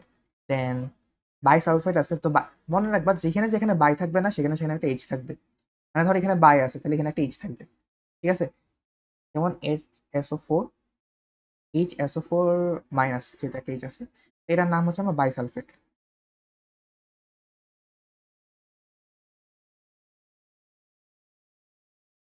এটা হচ্ছে কি আমার বাইসালফেট। দেন আরো অনেকগুলো যৌগ আছে, যেমন সালফাইড আছে, তো সালফাইড একটা আছে, সালফাইড। সালফাইড হচ্ছে আমার SO3-, SO3 2-। ঠিক আছে, একটা জিনিস মনে রাখবে, এখানে নামগুলোর ক্ষেত্রে কনফিউশন হয় অনেক। SO3 এর মধ্যে 3 ছোট না, তাহলে নামটা বড় হবে। SO4 এর মধ্যে 4 বড়, তাহলে নামটা ছোট হবে। এমনি মনে রাখবে আর কি, মানে আমি এমনি মনে রাখতাম আসলে। এরপর নাইট্রেট এবং নাইট্রেট এই দুইটার মধ্যে সেম কাহিনী, একটা হচ্ছে নাইট্রেট আর একটা হচ্ছে কি নাইট্রাইট। সো নাইট্রেটের মধ্যে কি নামটা ছোট, সেখানে হবে আমার NO3 মাইনাস। আর নাইট্রাইটের মধ্যে নামটা বড়, তাহলে এখানে হবে কি NO2 মাইনাস। ঠিক আছে। এরপর আরেকটা হচ্ছে ফসফেট। ফসফেটটা খুবই ইম্পর্টেন্ট। এটা হচ্ছে আমার PO4 3 মাইনাস। ঠিক আছে। এরপর শেষে আমাদের হাইড্রোক্সাইড আছে।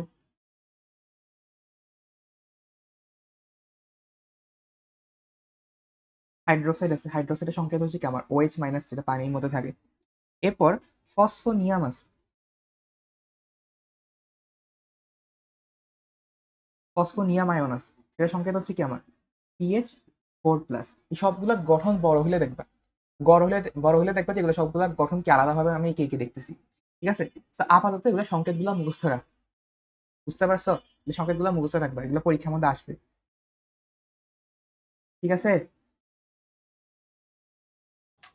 হ্যাঁ। আচ্ছা। একটা মিনিট, ফসফেট একটা আছে, আরেকটা ছিল না? একটা হচ্ছে PO4 3 মাইনাস, আরেকটা ছিল, সেটা হচ্ছে পিও PO3 একটা ছিল মনে হয়, PO3 মাইনাস। এটার নামটা কি ছিল? PO3 minus.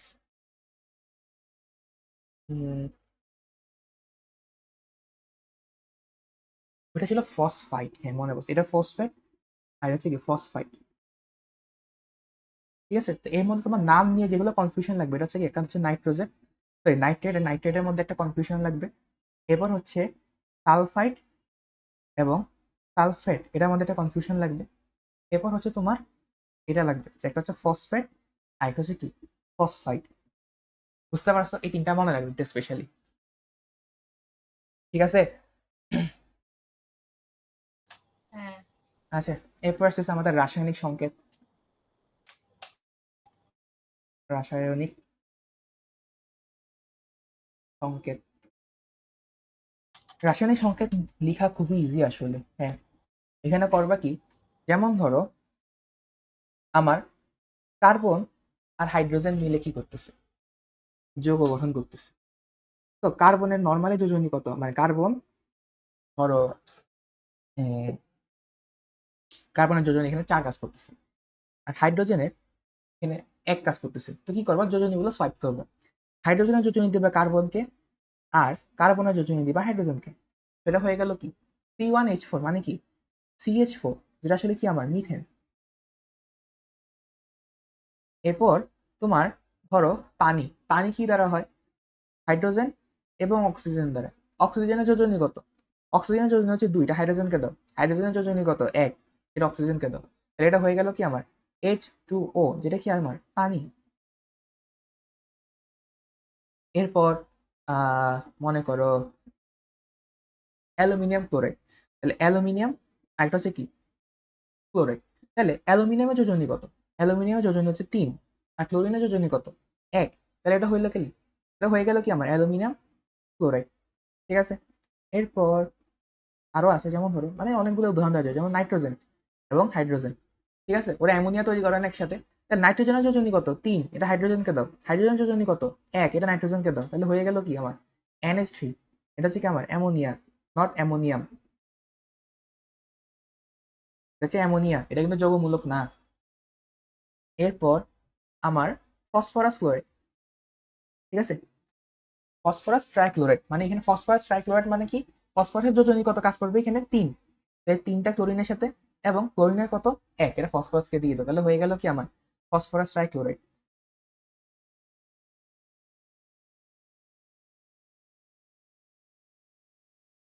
Phosphorus trichloride. আর যদি এখানে ফসফরাসের যোজনী 5 কাজ করতো, তাহলে কি হইতো, ফসফরাসের যোজনী 5, এটা হচ্ছে ক্লোরিনকে দাও, ক্লোরিনের যোজনী 1, এটা ফসফরাসকে দাও। তাহলে এখানে হয়তো আমার PCl5 অথবা কি ফসফরাস পেন্টাক্লোরাইড। ঠিক আছে।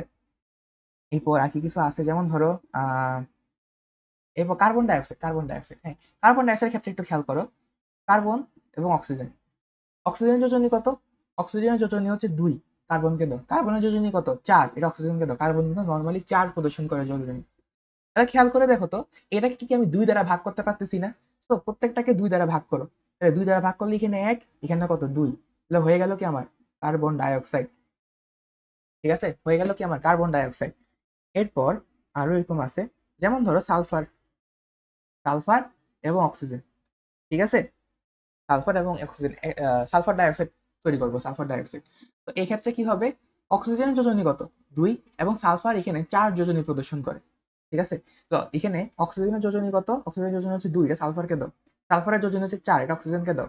এবার এখানে আমি এটাকে 2 দ্বারা ভাগ করতে পারবো। তাহলে 2 একে 2, 2 দুগুণ 4। তাহলে আমি এখানে কি পাইলাম?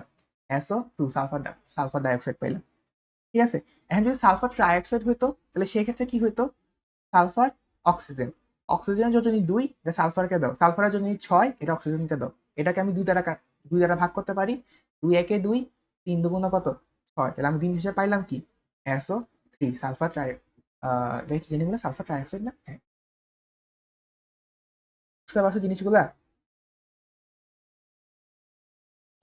হ্যাঁ। এরকম আরো অনেকগুলাই আছে, চাইলে অনেকগুলাই করা যায়। এরপর ধরো এখন যদি এগুলোকে আমি যৌগমূলকের জন্য লিখি, এগুলো নর্মাল মৌল দিয়ে লিখছি, সেম গুলা যদি আমি একটু যৌগমূলকের জন্য লিখতাম তাহলে কেমন হতো? মনে করো একটা হচ্ছে সোডিয়াম, একটা হচ্ছে ধরো SO4 2-, এটা কি আমার সালফেট না সালফাইড? এটা সালফেট নাকি সালফাইড? সালফেট। এটা হচ্ছে সালফেট। তাহলে এখন এই দুটা কিভাবে লিখবো? সোডিয়াম, যেহেতু এটা কি একটা মোলের মতো আচরণ করে, তাহলে আমি এটা কি কি করলাম? ব্রেকেটের মধ্যে রাখলাম আর কি। এখন সালফেটের যোজনী কত? 2 না? এটা সোডিয়ামকে দাও। সোডিয়ামের যোজনী কত? 1, এটা সালফেটকে দাও। তাহলে এই তো হয়ে গেল কি আমার Na2SO4, সোডিয়াম সালফেট। ঠিক আছে, এরপর আমার Fe এবং ধরো SO4। তাহলে FeSO4, তাহলে মনে করো এখানে তোমার যে ফেরাসের যোজনী সেটা 3 কাজ করতেছে। তাহলে সেটা তুমি সালফেটকে দাও এবং সালফেটের যোজনী ফেরাসকে দাও। তাহলে এখানে কি হয়ে যাবে আমার? Fe2SO4, এটা ব্রেকেট দিয়ে দেন 3 দিবা। ঠিক আছে, Fe2SO4 দেন ব্রেকেট দিয়ে কি করবা? 3 দিবা। এরপর আসতেছে ধরো আরো কি কি আছে। হুম, আচ্ছা, ইয়াতে মনে আছে তোমাদের যোজনী যদি দুইটা হয়, একটাকে বলা হয়তো আস আর একটাকে বলা হয়তো ইক। আসটা হচ্ছে ছোটটা, ফেরাস হচ্ছে ছোট, হ্যাঁ।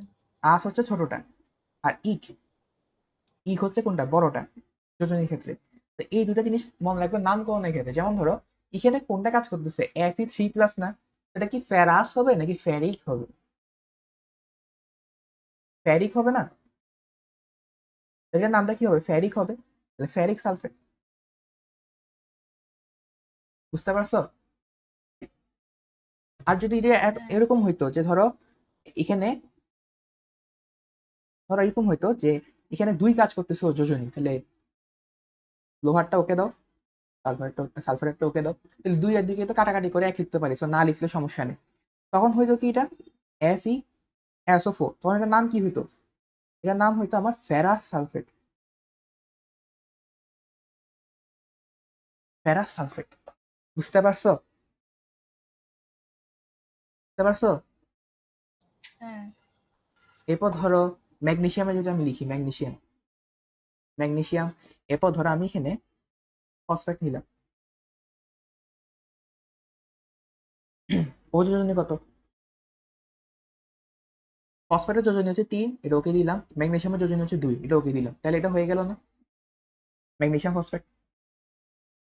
ঠিক আছে, এই ধরনের জিনিসগুলো কি পারবা না? এগুলোকে দেখাইতে হবে। আরো একটা দেখাবো, যেমন ধরো আহ আচ্ছা, দুটো যৌগ মূলকের মাঝখানে দেখাই।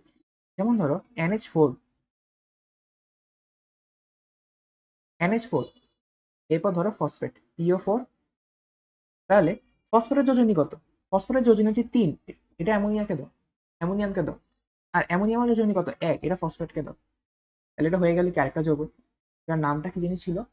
এটার নামটা মনে হয় অ্যামোনিয়াম ফসফেট সম্ভবত।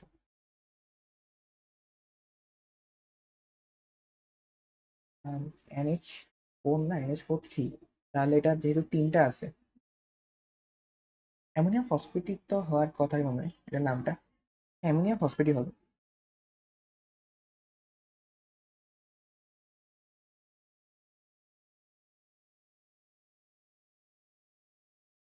বুঝতে পারছো জিনিসগুলা কিভাবে মানে রাসায়নিক সংকেত লিখবো? হ্যাঁ। আচ্ছা, এরপর আম, এই তিনটা সংকেত আছে মূলত। একটা হচ্ছে আমার রাসায়নিক সংকেত,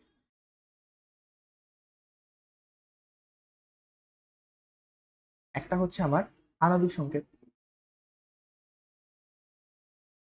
আর একটা হচ্ছে আমার গাঠনিক সংকেত।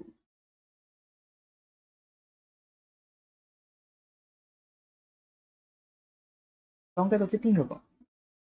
তোমাদের এই চ্যাপ্টারের মধ্যে তিনটা সংকেতের কথা লেখা আছে। আচ্ছা, তো রাসায়নিক সংকেত কি? মৌল বা যৌগ সমূহের যে প্রতীক বা সংকেত ও তাদের সংখ্যার মাধ্যমে যে যৌগ অণুকে প্রকাশ করা হয়, ওই যৌগ অণুর সংকেতটা হচ্ছে রাসায়নিক সংকেত। তো রাসায়নিক সংকেতটা মূলত কার? একটা যৌগ যেটা গঠন হবে, ওই যৌগের যে সংকেতটা সেটা হচ্ছে কি আসলে রাসায়নিক সংকেত। এরপর এরপর আণবিক সংকেত হচ্ছে একটা মৌল বা যৌগের অণুতে যে যে ধরনের মৌল পরমাণু উপস্থিত থাকে তাদের প্রতীক, এবং সেই মৌলে যতটি পরমাণু থাকে ওই সকল সংখ্যা দিয়ে প্রকাশিত সংকেতকে কি বলে? আণবিক সংকেত বলে। ঠিক আছে? তো এখানে কি আসলে যে পরমাণু কয়টা আছে, মেইন কথা হচ্ছে পরমাণু কয়টা আছে ওটা জি সংকেত দিয়ে দেখাবো সেটা। আর গাঠনিক সংকেত হচ্ছে এটা স্ট্রাকচারটা বুঝাবে। অর্গানিক পড়াশোনার খেয়াল আছে যে আমরা কিছুই ভাবে লিখতাম যে CH4, কিভাবে লিখছিলাম না মিথেনকে এক কোনো একটা কারণে। এটা কি গঠনটা প্রকাশ করতেছে না, যে চারটা হাইড্রোজেন কিভাবে আছে? এটাকে বলা হয় কি গাঠনিক সংকেত। বুঝতে পারছো? হ্যাঁ। আচ্ছা, তো এরপর এগুলো আমাদের যোজনী যোজতা এগুলো নিয়ে অনেকগুলো কোশ্চেন গেল। তো এরপর ধরো এখান থেকে অনেক ধরনের কোশ্চেন হয়, যেমন ধরো তোমাকে বলবে যে নিয়নকে কেন নিষ্ক্রিয় গ্যাস বলা হয়, কারণ কি এটা অষ্টক পূর্ণ করে থাকে। এরপর তোমার ফ্লোরিনের যোজনী এবং যোজ্যতা ইলেকট্রন এক নয়, এটা ব্যাখ্যা করো। ফ্লোরিনের যোজনী এবং যোজ্যতা ইলেকট্রন এক নয়, এটা যদি ব্যাখ্যা করতে যায় তাহলে কি লেখা যায়? ফ্লোরিনের কত? F9। F9, তো এটা ইলেকট্রন বিন্যাস করলে কি হবে? 1s2, 2s2, 2p কত? 4, এখানে 5, 2p5। তাহলে ওর যোজ্যতা ইলেকট্রন কয়টা? ওর যোজ্যতা ইলেকট্রন হচ্ছে কয়টা? 7টা। কিন্তু ওর যোজনী কত? 1s2, 2s2, 2px, 2py, 2pz। 5টা আছে না? তাহলে একটা একটা একটা আরো দুইটা আছে, তাহলে এখানে আরো একটা বসবে 2 হবে, এখানে আরেকটা বসবে 2 হবে। দিন শেষে এখানে খালি থাকতেছে কয়টা? মানে একটা বিজোড় আসতেছে। তো যোজনী কত? 1। জিনিসটা মনে থাকবে? হ্যাঁ। আচ্ছা, এরপর ধরো তোমাকে মাঝে মধ্যে আরো কোশ্চেন দিবে, যেমন ধরো তোমাকে বলবে যে সালফেট একটা যৌগমূলক কেন? তো তুমি যৌগমূলকের সংখ্যাটা লিখবা, সংখ্যাটা লিখার পর বলবা সালফেটটা এইভাবে থাকে। তার একটা বিক্রিয়া লিখবা, ওই যেমন আমি অ্যাসিডের বিক্রিয়া লিখছিলাম না এখানে, এই যে আমি যে অ্যাসিডের বিক্রিয়াটা লিখছিলাম, অ্যাসিড ক্ষারের বিক্রিয়াটা, এরকম একটা বিক্রিয়া লিখে দিবা। বুঝতে পারছো? সব হয়ে যাবে, 2 নাম্বার দিয়ে দিবে, এগুলো 2 নাম্বারের জন্যই আসে। এরপরে টপিক কি আছে দেখি তো। কোশ্চেন তো তেমন একটা সলভ করার কিছু নাই। আচ্ছা দেখি, আমাকে এটা বলতো, H2S, ঠিক আছে, H2S এখানে আমার সালফারের সুপ্ত যোজনী কত?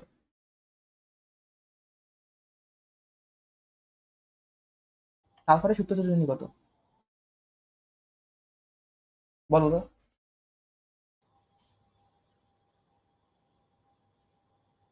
সালফারের হাইস্ট কত? 6টা না হতে পারে? হ্যাঁ। তাহলে এখানে হচ্ছে, তাহলে এখানে এটা হবে হচ্ছে 4। হ্যাঁ, 6 - 2 = কত? 4 হবে। আমি যদি তোমাকে বলি যে সালফার ডাইঅক্সাইডের কত?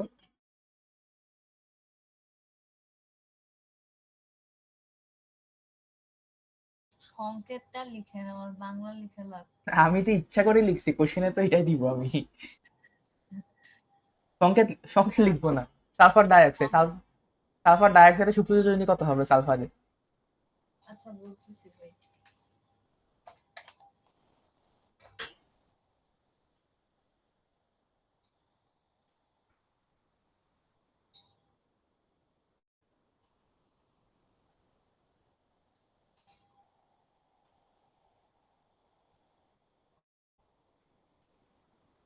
এটা কি H2O4? কি? ওই হ্যাঁ, সালফার ডাইঅক্সাইড H2 কোত্থেকে আসলো? এস বলছি। ও আচ্ছা, এই সালফার ডাইঅক্সাইড বুঝতেছো না যে দুইটা অক্সাইড মানে কি SO2? বুঝছি তো। হ্যাঁ, তো এটা সুপ্রজ যোজনী কি হবে? এটা হবে হচ্ছে যে, ও এটা তো 4। না, চার? না, হ্যাঁ, হ্যাঁ, না, না। না। ও হ্যাঁ, 4ই তো, ঠিকই তো বলছি। শিওর? দুই দুই। হ্যাঁ, 2 কেমনে?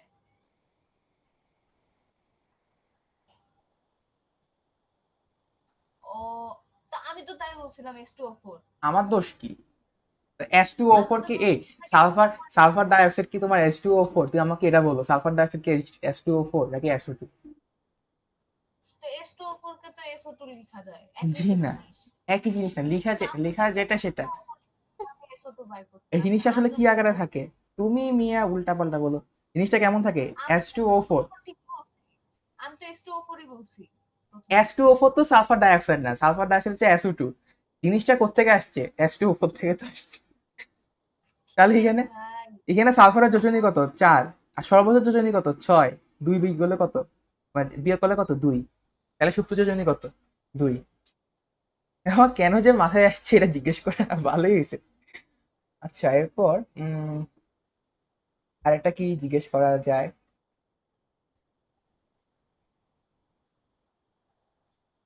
আচ্ছা, নাইট্রোজেনের যোজনী কিন্তু 3 আর 5 দুইটা থাকে, এটা মনে রাখবা।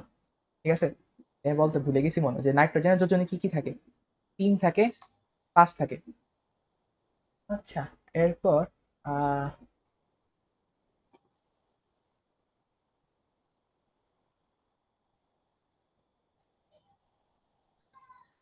আর তো তেমন কোশ্চেন পাইতেছি না।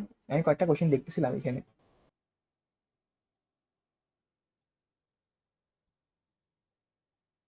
আচ্ছা, দেখি একটা পুরান চ্যাপ্টার থেকে কোশ্চেন করি, অর্গানিক একটা কোশ্চেন করি। এসিডেট মূলক কোনটা?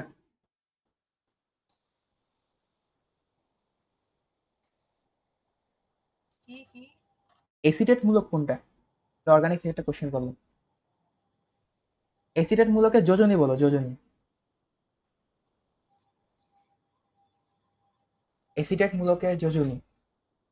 আমি জৈব যৌগ পড়ছি আরো কতদিন আগে, আমার মনে কতদিন নাই। আগে না, 2 মাস আগে পড়াইছি জৈব যৌগ। মাত্র 60 দিন।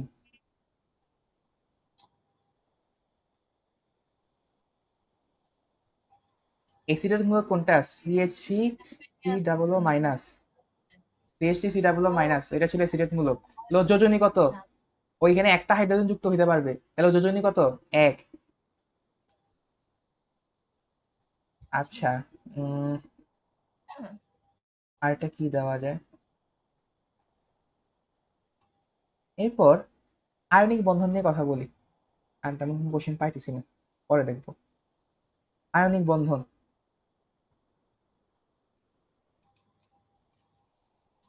আয়নিক বন্ধন কি? যে মনে করো ধাতু এবং অধাতুর মধ্যে যে বন্ধনটা হয়, আয়নিক বন্ধন কিসের মধ্যে হয়? ধাতু এবং অধাতু। ধাতু প্লাস অধাতু। একদম সিম্পল কথা। ঠিক আছে, তো ধাতু কি করবে? ধাতু হচ্ছে ঢিলদরিয়া, ও কি করবে? ইলেকট্রন ত্যাগ করবে। ইলেকট্রন ত্যাগ করে কি হবে? ক্যাটায়নে পরিণত হবে। ক্যাটায়ন কি হয়? ক্যাটায়ন হচ্ছে একটা পজিটিভ আয়ন। এরপর অধাতু কি করবে? অধাতু হচ্ছে আমার ইলেকট্রনটা গ্রহণ করবে। ইলেকট্রন গ্রহণ করে কি হবে? ইলেকট্রন গ্রহণ করে ও অ্যানায়নে পরিণত হবে। অ্যানায়ন কি? একটা নেগেটিভ আয়ন। এখন স্থির তড়িতে পড়ছিলা পজিটিভ এবং নেগেটিভ পরস্পরকে তীব্রভাবে আকর্ষণ করে। তো এখানে একটা পজিটিভ আয়ন একটা নেগেটিভ আয়ন উৎপন্ন হবে, ওরা তীব্রভাবে একজন একজনকে আকর্ষণ করবে, একদম কি লেগে একটা যৌগ গঠন করবে। ঠিক আছে, এখানে একটা ইলেকট্রোস্ট্যাটিক ফোর্স থাকবে। সো এই আয়নিক বন্ধনটা কি হয়, সবচেয়ে শক্তিশালী বন্ধন হয়। বুঝতে পারছো? একদম সিম্পল ভাষায় বলছি। হ্যাঁ। ঠিক আছে, যেমন ধরো আমি যদি এখন তোমাকে সোডিয়াম ক্লোরাইডের কথা বলি, সোডিয়াম ক্লোরাইড এটা কি আসলে, সোডিয়াম একটা ধাতু, ক্লোরিন একটা অধাতু। যখন একটা ধাতু অধাতু একসাথে দেখবা বুঝে যাবে এটা কি আয়নিক বন্ধন। তাহলে এখানে সোডিয়াম কি করবে, সোডিয়াম নর্মালি কেমন হয়, 1s2, 2s2, 2p6, 3s1। তো এই যে লাস্টে যে 3s1টা আছে, লাস্টে যে 3s1টা আছে এটা যদি ছেড়ে দিতে পারে তাহলে ও বাঁচে। তাহলে এখানে কি হবে, আমার সোডিয়াম প্লাস হবে। সোডিয়াম প্লাসের ক্ষেত্রে কি হবে আমার 1s2, 2s2, 2p6। এখন যে ইলেকট্রনটাও ছাড়ছে, এখানে কাহিনী কি হয়েছে, আমার সোডিয়াম কি করছে, সোডিয়াম একটা ইলেকট্রন ছেড়ে দিছে। ঠিক আছে, একটা ইলেকট্রন কি করছে, ছেড়ে দিছে। এখানে কাহিনী এরপর কি হবে, ক্লোরিন আসবে।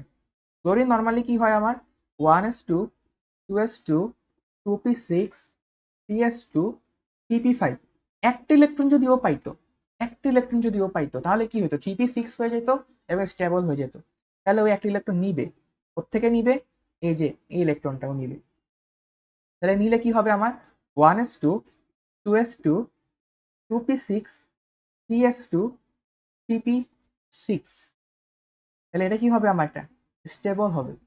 তাহলে এক্ষেত্রে কি হইলো, এক্ষেত্রে কি হইলো যে আমার ক্লোরিন যেটা ছিল ও একটা ইলেকট্রন গ্রহণ করছে, গ্রহণ করার কারণে কি হয়েছে, ক্লোরিন মাইনাসে পরিণত হয়েছে।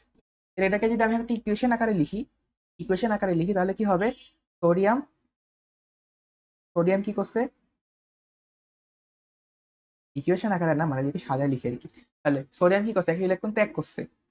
ক্লোরিন কি করছে, ক্লোরিন কি করছে, একটা ইলেকট্রন গ্রহণ করে কি হয়েছে, ক্লোরিন মাইনাসে পরিণত হয়েছে। তাহলে এখন যদি আমি এটা একসাথে লিখি তাহলে কি হবে, sodium plus chlorine, sodium plus chlorine minus, অথবা কি বলা হয় এটাকে, NaCl বা লবণ। তো এটাকে যদি আমি চিত্র আকারে লিখতাম তাহলে কি হইতো, চিত্র আকারে লিখলে কি হতো, কোশ্চেনে কিন্তু চিত্র রাখতে হয়। মনে করো এটা হচ্ছে আমার সোডিয়াম, সোডিয়ামের প্রথম কক্ষপথ, প্রথম কক্ষপথ, এটা হচ্ছে আমার দ্বিতীয় কক্ষপথ,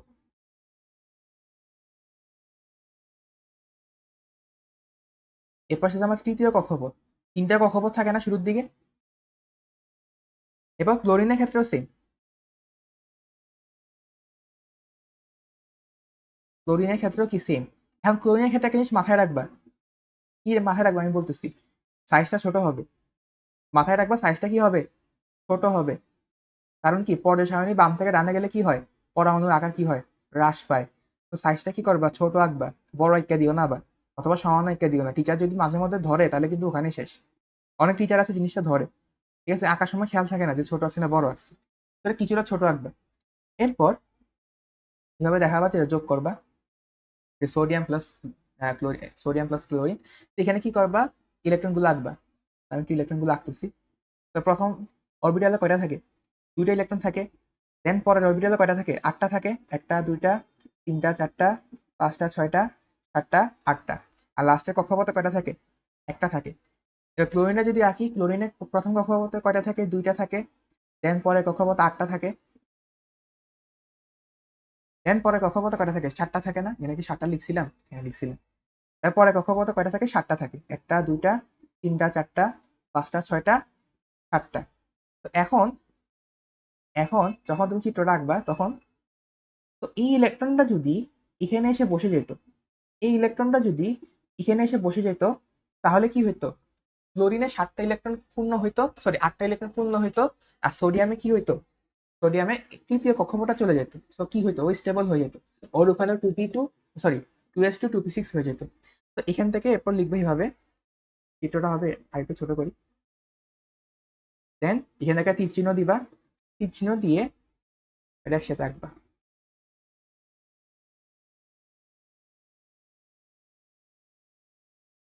আচ্ছা আমরা বলো, ও যদি বাইরের বাইরের যে ইলেকট্রনটা এটা যদি ছেড়ে দেয় তাহলে কি ওর তৃতীয় কক্ষপথ থাকবে, থাকবে না।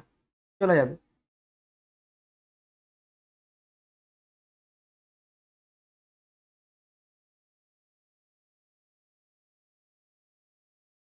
আর এখানে কি হবে, ক্লোরিনের ক্ষেত্রে কি হবে, ওর এক্সট্রা করে একটা ইলেকট্রন চলে আসবে নতুন।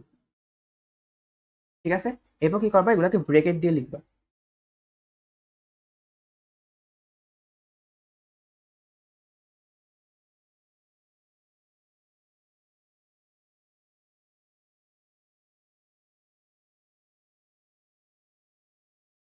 সোডিয়াম কি হবে প্লাস এবং ক্লোরিন কি হবে মাইনাস হবে। এখানে যে লিখবে এটা হচ্ছে সোডিয়াম প্লাস, এটা হচ্ছে কি ক্লোরিন মাইনাস। বুঝতে পারছো? So, আমাকে যদি কখনো বলে যে এটা একটা আয়নিক যৌগ, এটা ব্যাখ্যা করো, প্রথমে এতটুকু লিখবা, এই যে এই কথাটা লিখবা পারলে, সুন্দর লাগে। দেন এই কথাটা লিখবা, ঠিক আছে, ইলেকট্রন বিন্যাস করে করে দেখাবা, বাংলা কথা কিছু লিখবা, দেন চিত্রটা আঁকবা। বুঝতে পারছো? হ্যাঁ। আরেকটা কি দেখানো যায়, উম দেখি আমারে বলো, আমারে বলো, এটা কি আয়নিক বন্ধন? এটা কি আয়নিক বন্ধন?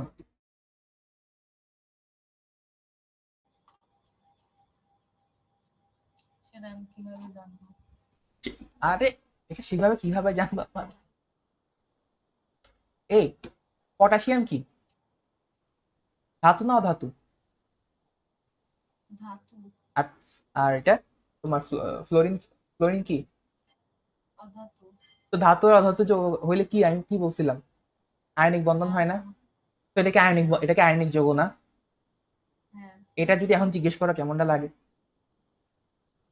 আহ, তাহলে এখানে কি লিখবা, প্রথমে প্রথমে পটাশিয়াম ইলেকট্রন বিন্যাসটা লিখবা। পটাশিয়াম ইলেকট্রন বিন্যাসে নর্মালি কি হয়, 1s2, 2s2, 2p6, 3s2, 3p6, 4s1। ঠিক আছে, তো এখানে কি করবে, এই লাস্টের ইলেকট্রন যেটা আছে এটা ত্যাগ করবে।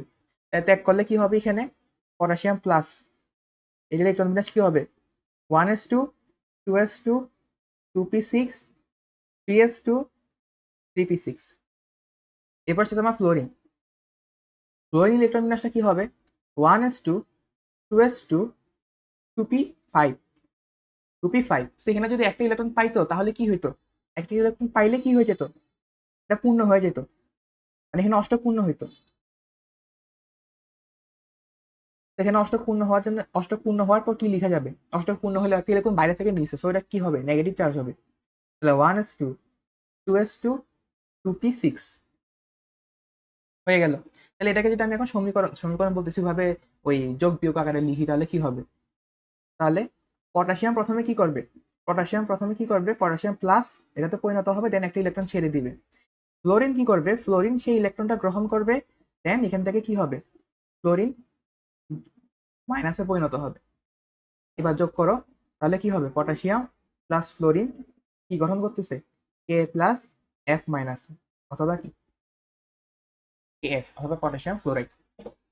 আচ্ছা, তাহলে এটাকে যদি আমি চিত্রের মাধ্যমে আঁকতে যাই তাহলে কি হবে, এখানে অরবিটাল কয়টা হবে পটাশিয়ামে, চারটা হবে,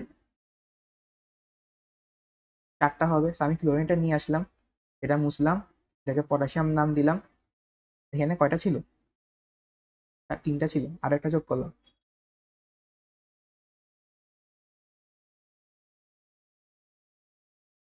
আচ্ছা,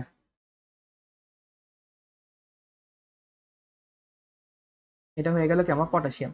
আচ্ছা এবার বলো, ক্লোরিনের কয়টা মানে কয়টা কক্ষপথ হবে, ফ্লোরিনের,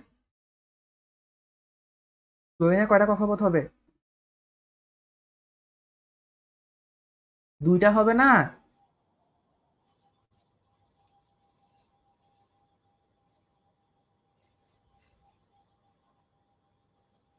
ক্লোরিনের দুইটা হবে না, এখানে কি হবে, একটা ইলেকট্রন কম হবে। তো এখানে কি হবে, যে এই যে এই ইলেকট্রনটা যদি এখানে গিয়ে বসে যেতে পারতো, তাহলে কি হবে, তোমার এখানে অষ্টক পূর্ণ হইতো দুইটারই, মানে ফ্লোরিনেরও হয়তো পটাশিয়াম স্টেবল হয়ে যেত। তাহলে এখানে কিভাবে লিখবে এটাকে,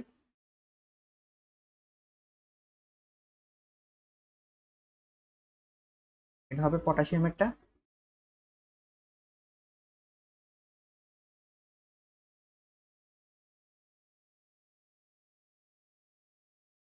এটা হচ্ছে ফ্লোরিনেরটা, এটা হচ্ছে পটাশিয়াম, এটা হবে কি আমার ফ্লোরিন। পটাশিয়ামের এখানে কয়টা ইলেকট্রন পূর্ণ হইতো? এখানে সবগুলো ইলেকট্রন হইতো। আর ফ্লোরিনের ক্ষেত্রে কি হইতো? হ্যাঁ, ফ্লোরিনের ক্ষেত্রে সবগুলো ইলেকট্রন হইতো।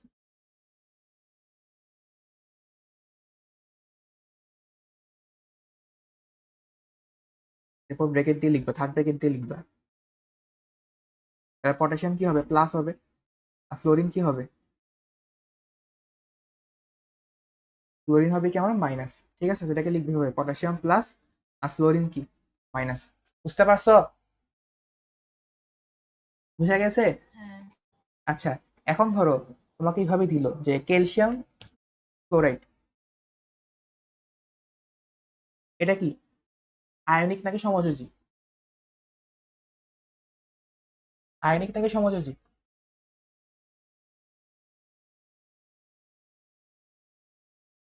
এটা আয়নিক হবে নাকি সমযোজী হবে?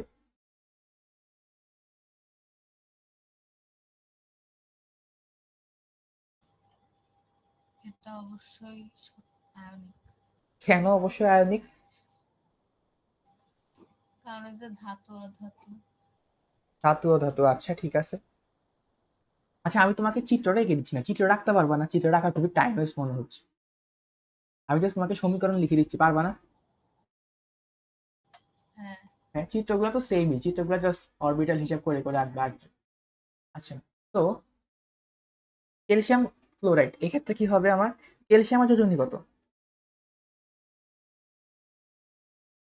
ধরো ক্যালসিয়াম ইলেকট্রন বিন্যাস করো আগে, তাহলে 1s2, 2s2, 2p6, 3s2, pp6, 4s2। তাহলে ওর লাস্টের ইলেকট্রন কয়টা আছে? লাস্টের কক্ষপথে ইলেকট্রন কয়টা আছে? দুইটা আছে, ওই দুইটা ইলেকট্রন ত্যাগ করবে। তাহলে এখানে কি হবে? ক্যালসিয়াম 2+ হবে। তাহলে সেটা কি হবে আমার? 1s2, 2s2, 2p6, 3s2, 3p6। আচ্ছা, এই দুইটা ইলেকট্রন ত্যাগ করলো, তাহলে ক্লোরিনের ইলেকট্রন বিন্যাসটা এবার লিখো। ক্লোরিন, নর্মালি ক্লোরিন কি থাকে? 1s2, 2s2, 2p6, 3s2, pp5। ও যদি একটা ইলেকট্রন পাইতো তাহলে কি হইতো? 3s2, pp5, 3p6 হইতো, তাহলে স্টেবল হয়ে যেত। তাহলে তখন হবে কি? Chlorine minus. তাহলে কি হবে? 1s2, 2s2, 2p6, 3s2, এবং এখানে কি হবে? pp6। তাহলে স্টেবল হয়ে যাবে। তাহলে আমাকে বলো, এখানে ক্যালসিয়াম দুটো ইলেকট্রন ত্যাগ করছিল, তাহলে ক্লোরিন যদি একটা ইলেকট্রন গ্রহণ করতে পারে, তাহলে এখানে দুইটা ক্লোরিন পরমাণু লাগবে না যাতে দুটো ইলেকট্রন গ্রহণ করতে পারে? হ্যাঁ, বুঝতে পারছো কথাটা আমার? হ্যাঁ তাহলে হ্যাঁ এই ক্ষেত্রে তাহলে আমি যদি এভাবে লিখতে যাই, তাহলে কিভাবে হবে যে ক্যালসিয়াম কি করছে? ক্যালসিয়াম ওখানে 2+ হয়েছে, দুটো ইলেকট্রন ত্যাগ করছে। আর ক্লোরিন কি করতো? ক্লোরিন একটা ইলেকট্রন গ্রহণ করে ক্লোরিন মাইনাসে পরিণত হইতো। তাহলে এখানে এখন দুটা ক্লোরিন দুটো ইলেকট্রন গ্রহণ করে দুটা ক্লোরিন মাইনাসে পরিণত হবে। তাহলে এখানে হবে ক্যালসিয়াম প্লাস দুইটা ক্লোরিন, এখানে ক্যালসিয়াম প্লাস 2Cl মাইনাস, অথবা CaCl2। ঠিক আছে। আচ্ছা, এখানে এখন চিত্রটাতে একটু কাহিনী, একটু না, দুটা চিত্র আঁকতে হবে, মানে একটু বড় হবে। সেক্ষেত্রে কি হবে? মনে করে এখানে ক্লোরিনের টাকতেছি প্রথমে, পাও ক্লোরিন, এরপর হচ্ছে প্রথম কক্ষপথ, দ্বিতীয় কক্ষপথ, তৃতীয় কক্ষপথ। আচ্ছা, এবার আমরা বলো, ক্যালসিয়াম বড় নাকি ক্লোরিন বড় সাইজে? ক্যালসিয়াম বড় নাকি ক্লোরিন বড় সাইজে? হুম, জি ভাইয়া। ক্যালসিয়াম বড় নাকি ক্লোরিন বড় সাইজে? ক্যালসিয়াম বড়। কেন? কারণ ক্যালসিয়াম পর্যায় সারণীর হ্যাঁ, কি ক্যালসিয়াম পর্যায় সারণীর কি? আহ, বামেই তো। হ্যাঁ, তো বাম থেকে ডানে গেলে কি হয়? আকার ছোট হয় না? হ্যাঁ হ্যাঁ, তো এটাই তো, কিন্তু এটা তো চতুর্থ পর্যায়ে আছে। এটা তো চতুর্থ সেটাই তো পর্যায়ে আছে, তো এ বলবা যে ও আর নিচের পর্যায়ে আছে। তো পর্যায় সারণীতে কি হয়? পর্যায় উপর থেকে নিচে গেলে কি বড় হয় না? আকার গেলে হ্যাঁ, কক্ষপথ যে, বাড়ে, এই জন্য হচ্ছে হ্যাঁ, বড় হয়। ওইটাই না বলবা কক্ষপথ বাড়ে, তুমি মিয়া বাম থেকে ডানে হিসাব করতেছো কেন? তাহলে ক্যালসিয়ামেরটা কি হবে? ক্যালসিয়ামে কয়টা না? চারটা না? চারটা হলে পটাশিয়ামেরটা নিয়ে আসি।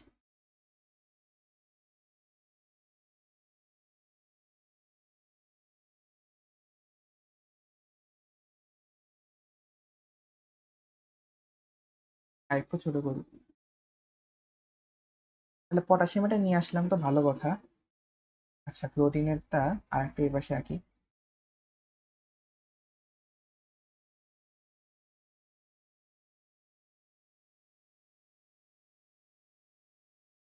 তাহলে ক্লোরিনে কয়টা ইলেকট্রন? একটা, দুইটা, তিনটা, চারটা, পাঁচটা, ছয়টা, সাতটা, আটটা, নয়টা, 10টা, 11, 12, 13, 14, 15, 16, 17।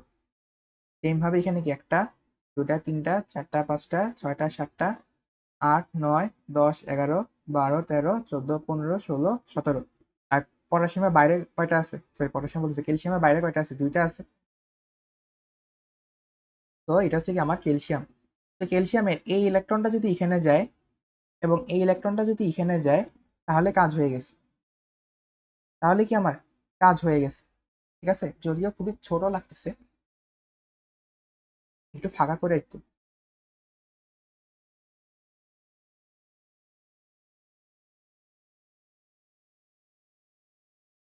ঠিক আছে, তো এই ইলেকট্রনটা কই যাবে? এখানে যাবে। এবং এই ইলেকট্রনটা কই যাবে?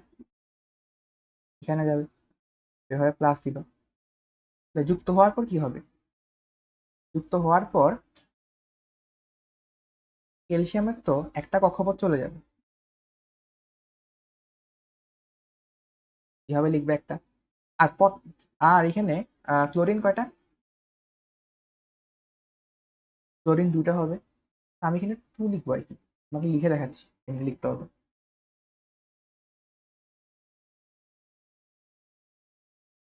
আচ্ছা, তাহলে এখানে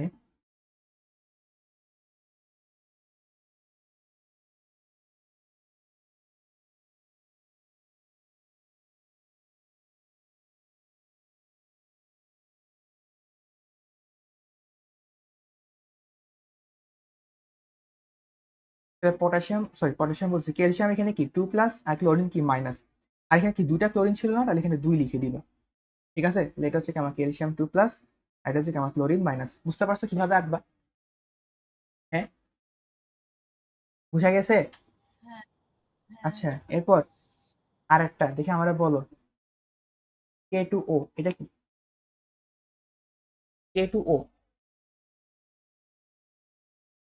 এটা কি আয়নিক হবে, নাকি সমযোজী হবে, নাকি এটা আসলে এক্সিস্টই করে না? আমি কি ভুল লিখছি? K2 হওয়ার কথা না, নাকি K2O হবে? বলো দেখি।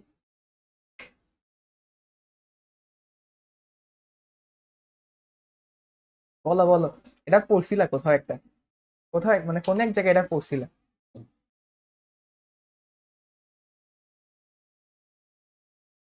বলো, এটা কি এক্সিস্ট করে? আর করলে এটা কি আয়নিক নাকি সমযোজী, নাকি শেয়ার করছে?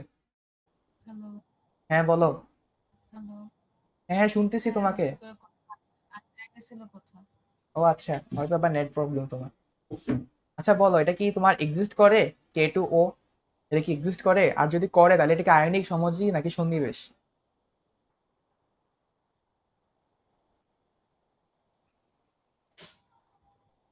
বলো দেখি। হ্যাঁ, করে। করে? নাম কি এটার? হ্যাঁ। এটার নাম কি? নাম কি? আর পটাশিয়াম অক্সাইড বেটা। ও, আচ্ছা, পটাশিয়াম অক্সাইড। তাহলে এই ক্ষেত্রে আমার জিনিসটা কি আয়নিক। তো আমরা বলো এটার গঠনটা কিরকম হবে?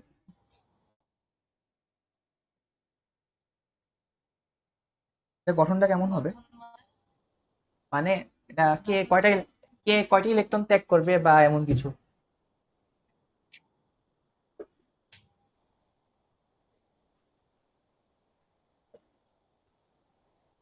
অক্সিজেন 2টা ইলেকট্রন ত্যাগ করবে আর পটাশিয়াম একটা।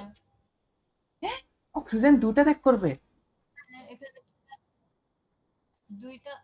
আরে ভাই, ও না, সরি, কি বলতেছি, পটাশিয়াম, 2টা পটাশিয়াম একটা একটা করে 2টা ইলেকট্রন ত্যাগ করবে আর অক্সিজেন 2টা নিবে। নিবে? আচ্ছা হ্যাঁ, এটাই না, আমি তো মানে কইতাম কারে না না, পড়াই, কেন আরে পড়াই। ভুলে। তাহলে পটাশিয়াম এটা কি হবে? 1s2, 2s2, 2p6, এরপর কি 3s2 3p6, এরপর কি হবে 4s1। এটা ছিল পটাশিয়াম। পটাশিয়াম কি করবে, একটা ইলেকট্রন ত্যাগ করে, তাহলে পটাশিয়াম প্লাসের এটা কি হবে ইলেকট্রন বিন্যাস 1s2 2s2 2p6 3s2 pp6। ও কি করছে, লাস্টের এই ইলেকট্রনটা ত্যাগ করছে। আচ্ছা, এরপর পটাশিয়াম গেল, তাহলে এখন অক্সিজেন আছে। অক্সিজেন ইলেকট্রন বিন্যাস কি 1s2 2s2 2p4। এখন অক্সিজেন কি করে, দুটো ইলেকট্রন গ্রহণ করে, তাহলে কি হবে 2 মাইনাস হবে। তাহলে এখানে কি হবে 1s2 2s2 2p কত 6। আচ্ছা, তাহলে এখন যদি আমি এটাকে ওইভাবে লিখতে যাই সংকেতগুলা, তাহলে এখানে কি হবে পটাশিয়াম ও কি করতো, ও একটা ইলেকট্রন ত্যাগ করতো, কিসে পরিণত হইতো পটাশিয়াম প্লাসে। আর অক্সিজেন ও কি করে, দুইটা ইলেকট্রন গ্রহণ করে, কিসে পরিণত হয় অক্সিজেন 2 মাইনাসে। এখন ওর তো দুটো ইলেকট্রন দরকার, তাহলে এখানে কি হবে দুইটা পটাশিয়াম প্লাসে পরিণত হবে দুটো ইলেকট্রন ছেড়ে। তাহলে এবার যোগ করো, তাহলে এখানে কি হবে 2k প্লাস ও, এখানে কি হবে 2k প্লাস O2 মাইনাস, অথবা KO2, সরি K2। ঠিক আছে, তো এটার যে চিত্রটা আশা করি পারবা, আমি এঁকে দিচ্ছি না। ঠিক আছে, জাস্ট তীর চিহ্নটা একটু খেয়াল রাখো, তীর চিহ্নটা যে কোথা থেকে কোথায় যাবে। ঠিক আছে, এর দূর আঁকতে পারলেই হবে। আচ্ছা, পটাশিয়াম তো আঁকাই আছে, পটাশিয়ামটা নিয়ে আসবো। আচ্ছা বাদ দাও, এটা তুমি একটু, এটা আমি আঁকে দিচ্ছি না, টাইম ওয়েস্ট। K2, K2 এর পর দেখি আমার এটা বলো, আরেকটা দেখাচ্ছে, সেটা হচ্ছে Al2O3, aluminium chloride, sorry aluminium oxide. এটা কি, এটা কি আয়নিক নাকি সমযোজী? আয়নিক। কেন? আয়নিক কারণ হচ্ছে একটা ধাতু আর একটা অধাতু। হুম,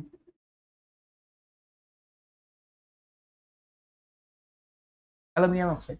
তো এখন কাহিনী কি হয়, যে অ্যালুমিনিয়ামের যে ইলেকট্রন বিন্যাস সেটা আগে লিখো। ঠিক আছে, কে কয়টা ত্যাগ করে এটা পরে, আগে ইলেকট্রন বিন্যাস লিখো। অ্যালুমিনিয়ামের নর্মাল ইলেকট্রন বিন্যাস কি হয় 1s2 2s2 2p6 3s2 pp1, তাই না? এরপর অক্সিজেনেরটা কি হয় 1s2 2s2 2p4। অ্যালুমিনিয়াম কি করে, অ্যালুমিনিয়াম তার লাস্টে কক্ষপথে তিনটে ইলেকট্রন কি করে, ছাড়া ট্রাই করে। তাহলে এখানে অ্যালুমিনিয়াম কি হবে, অ্যালুমিনিয়াম 3+ হবে, 1s2 2s2 2p6 নিয়নের কক্ষপথটা অর্জন করবে। আর অক্সিজেন কি করবে, অক্সিজেন কি করে, ও দুটো ইলেকট্রন গ্রহণ করে, তাহলে 1s2 2s2 2p6। এখন যদি আমি এটাকে ওই মানে তীর চিহ্ন দিয়ে লিখতে চাই, তাহলে কি হবে, অ্যালুমিনিয়াম ছিল, ও কি করতো, ও তিনটে ইলেকট্রন ত্যাগ করতো, তাহলে অ্যালুমিনিয়াম 3+ পরিণত হইতো। ঠিক আছে, তিনটে ইলেকট্রন ত্যাগ করতো এবং কি অ্যালুমিনিয়াম 3+ পরিণত হইতো।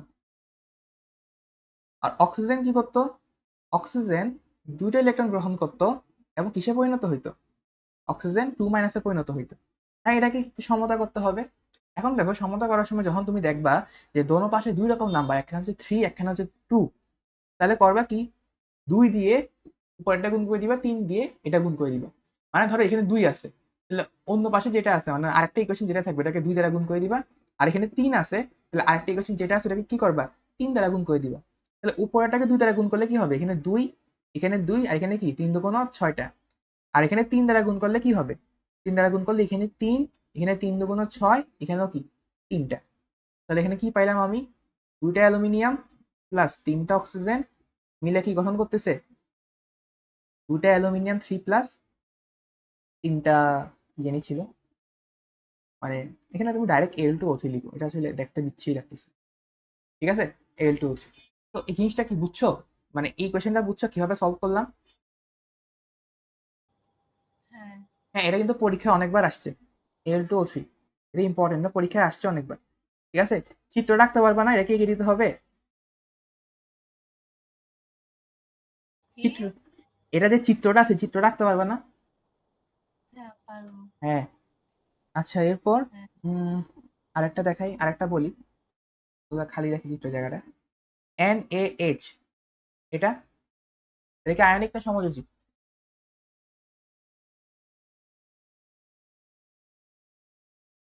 NaH এটা কি আয়নিক নাকি সমযোজী?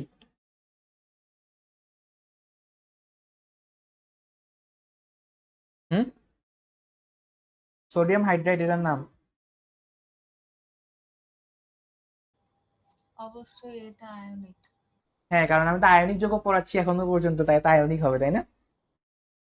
না, এটা তো কমন সেন্স, সোডিয়াম আর হাইড্রোজেন। হ্যাঁ, আপনার কমন সেন্স দেখছি, আপনার কমন সেন্স সেই লেভেলে থাকে মাঝে মধ্যে।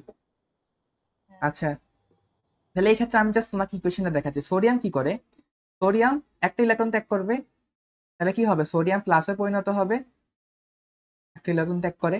আর হাইড্রোজেন কি করে, হাইড্রোজেন একটা ইলেকট্রন গ্রহণ করে, ও কি করে, একটা ইলেকট্রন গ্রহণ করে কি হয়, H মাইনাসে পরিণত হয়। আমি তোমাদের বলছিলাম যে হাইড্রোজেনে কি থাকে, 1s1 থাকে, 1s1 থাকে, এটা কি মুক্ত করতে পারেন না, ও উল্টা একটা গ্রহণ করে 1s2 তে স্টেবল হয়। সো কি করে, হাইড্রোজেন আসলে গ্রহণ করে। ঠিক আছে, এটা দেখানোর জন্য কি এই উদাহরণটা নিছি। তাহলে এখান থেকে আমি কি বুঝতেছি, যে সোডিয়াম প্লাস হাইড্রোজেন, তাহলে কি হবে এখানে, Na প্লাস H মাইনাস, অথবা কি সোডিয়াম হাইড্রেট। ঠিক আছে। আচ্ছা, এরপর আরেকটা উদাহরণ দিই। এক মিনিট আসতেছি, হ্যাঁ। এবার আর দুটো উদাহরণ আছে। তো ওই দুটো উদাহরণ হইলো আমার, আহ একটা হচ্ছে আমার N2S, সোডিয়াম সালফার। আরেকটা হচ্ছে কি আমার, আরেকটা দিব সেটা হচ্ছে আমার ঠিক আছে, এই দুটা বলো সমযোজী, সমযোজী না?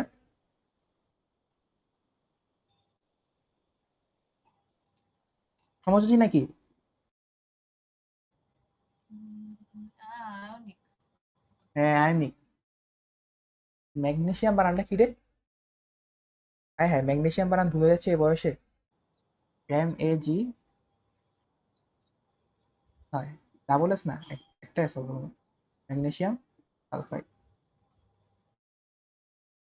আচ্ছা, তো এই ক্ষেত্রে কি হবে বলো, এই ক্ষেত্রে আমার সোডিয়াম কি করবে, সোডিয়াম একটা ইলেকট্রন ত্যাগ করবে, সোডিয়াম একটা ইলেকট্রন ত্যাগ করবে, সোডিয়াম প্লাসে পরিণত হবে। সালফেট, সালফার কি করে, সালফার নর্মালি এখানে দুইটা ইলেকট্রন গ্রহণ করে। ঠিক আছে, দুইটা ইলেকট্রন গ্রহণ করে, তাহলে কি হবে, S2 মাইনাসে পরিণত হয়। তাহলে এখন যদি দুটো ইলেকট্রন লাগে, দুটো ইলেকট্রন লাগলে কি করবে, এখানে দুইটা সোডিয়াম কি করবে, ইলেকট্রন ত্যাগ করবে, ওই দুটো ইলেকট্রন কি সালফার গ্রহণ করবে।